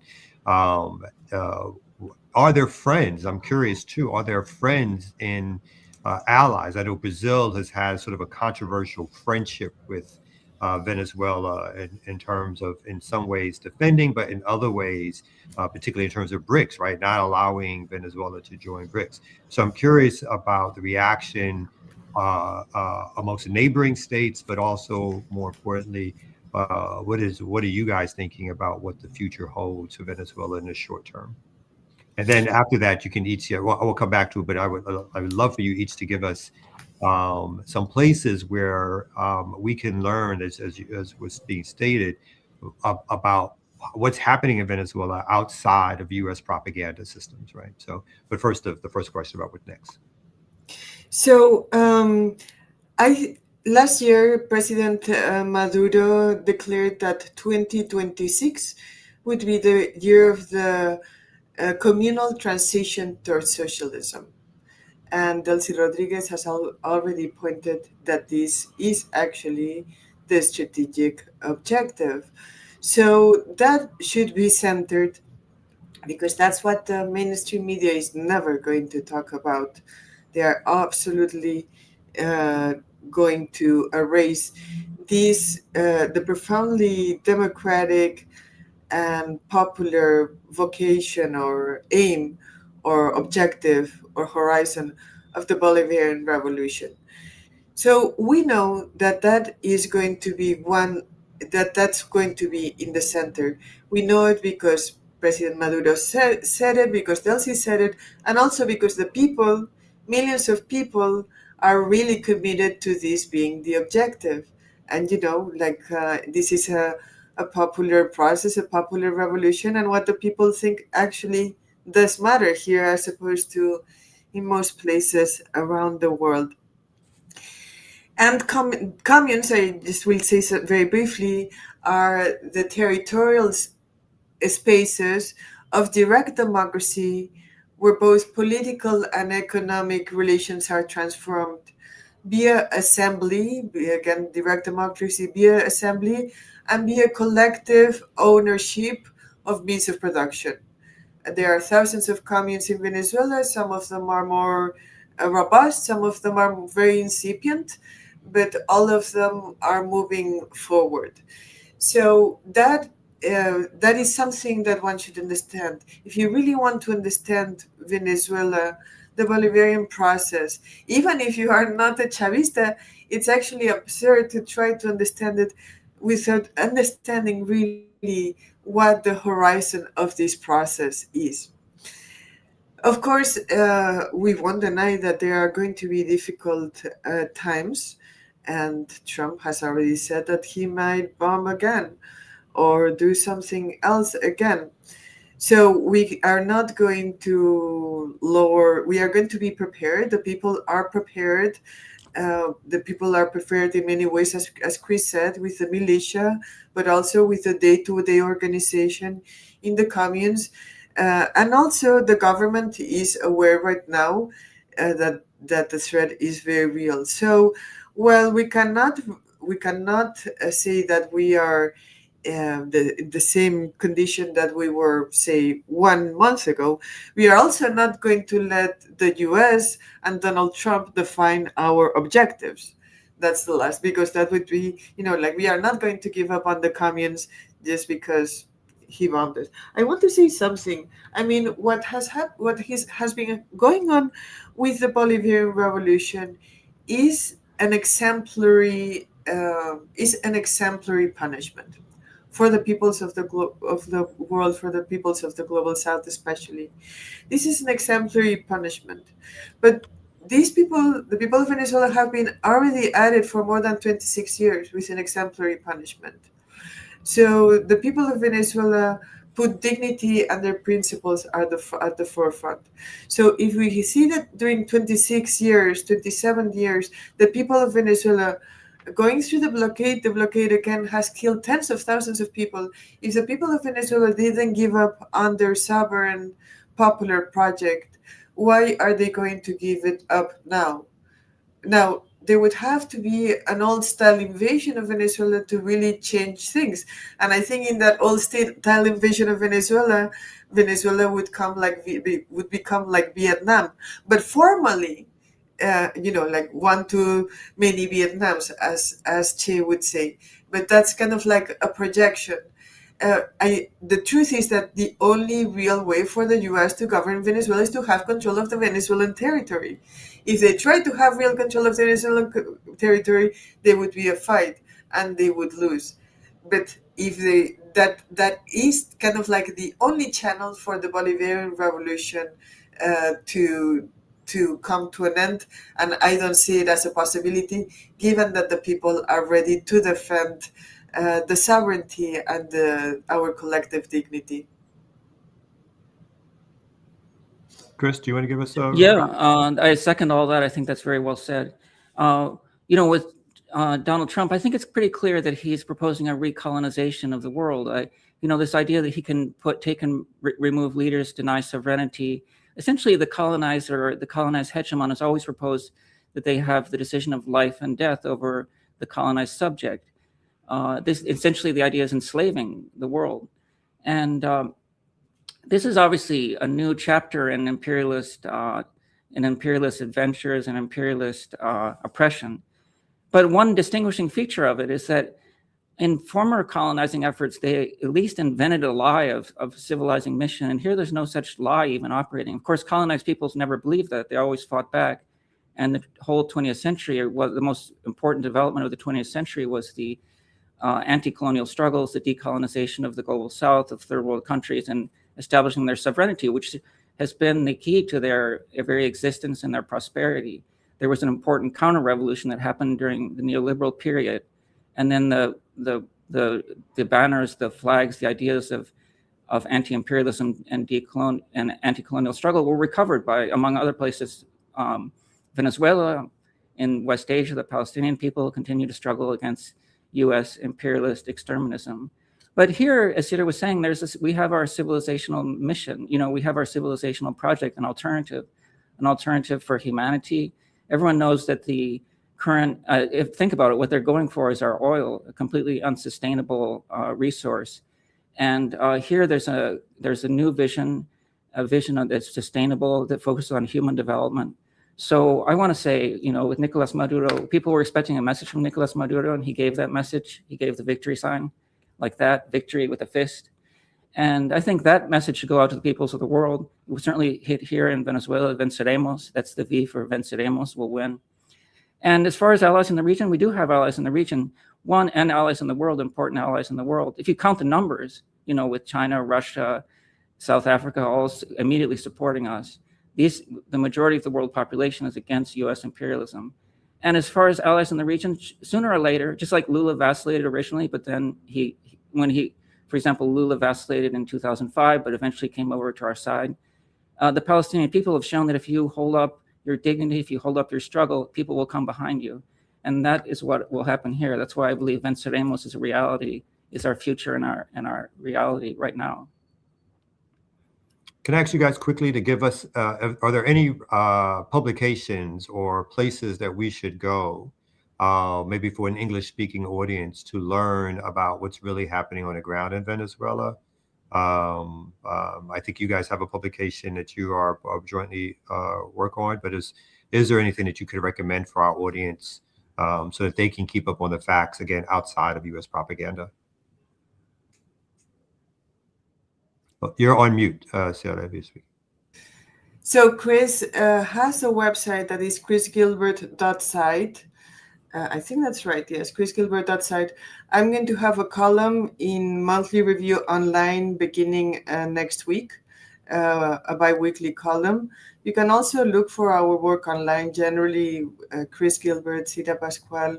There has been extensive work that we have done on a project that is called communal resistance. That if you look communal resistance and you look for Chris Gilbert, Cita Pascual, you will find all that work that is basically on popular construction and substantive democracy, but in the voice of the people who are making communes. You can also go to the Observatorio Antibloqueo, which is a Venezuelan research institution that looks at the impact of the U.S. blockade. That's observatorio.org.ve. I think that if you just look for Observatorio, you will find it, Observatorio Antibloqueo.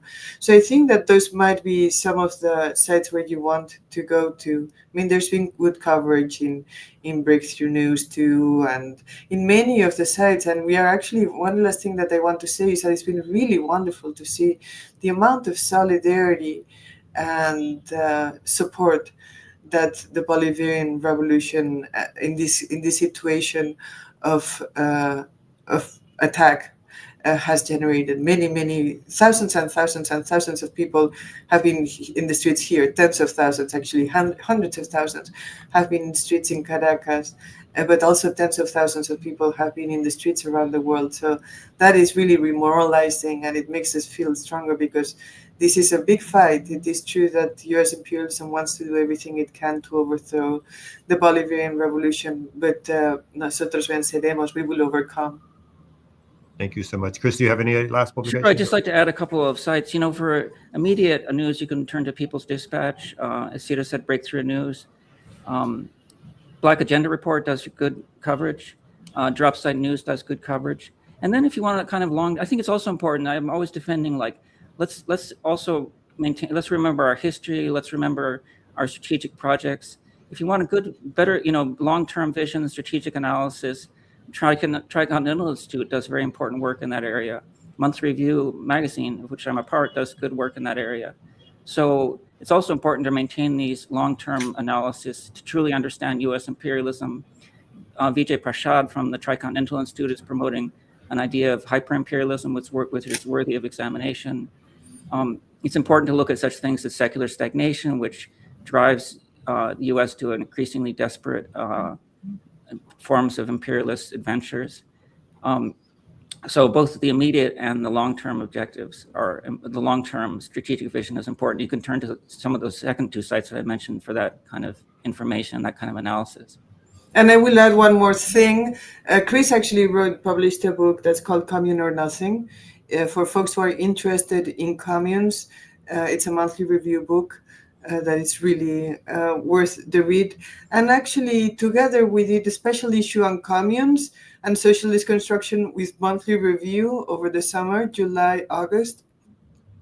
And there's an introduction about communes, and there's again an article by Chris about the anti-imperialist commune that I actually think in this moment is very important to understand how the commune actually links with must link with the anti-imperialist project. So those would be some things that people could be reading, or places that people could be turning for.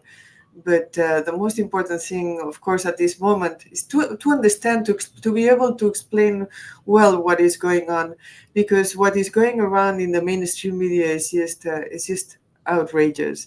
I mean, it's just like the mainstream media is participating in the erasure of the people of Venezuela. In a very, very overt way. And we see it, I mean, we know that the mainstream media always does it. But in this erasure, it's an erasure of people who are mostly, black and brown people, working class people of the global South, who've just stood up to build a project based on what our collective horizons are. So be indignant about what is happening and mobilize with us, of course, as fascism becomes stronger in the U.S. The practices of fascism of the practices of imperialism in the global South become visible in the global North, in the United States, as we saw with people with this ICE. With ICE killing a person who was observing. That's right. And protecting. So you actually are seeing in the United States how U.S. imperialism acts in the global South. So our struggle is the same struggle. We are against the same enemy. We face the same enemy. That's right. So we want to thank you all so much for joining us, particularly on short notice. Chris, Cira, we'd love to have you on again.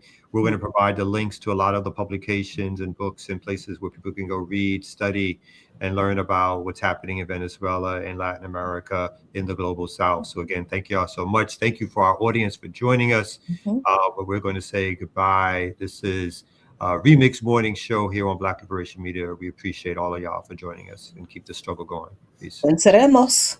Venceremos.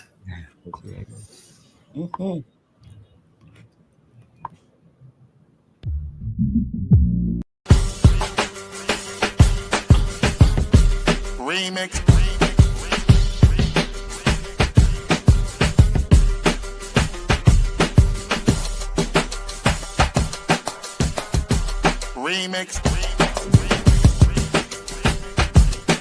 Black Liberation Media is a collective of Black and African organizers, journalists, academics, and media personalities serving Black and African masses seeking to further grow in their understanding of themselves, their histories, and the African world through entertainment and news. Please continue to like, subscribe, and donate to the channel so we can further serve you and liberate our people. You can also go to blkliberationmedia.org, get some merchandise, and also become a Patreon member and a member from the YouTube. Please do what you can, share, and show your love as we will show ours for you. Black Liberation Media.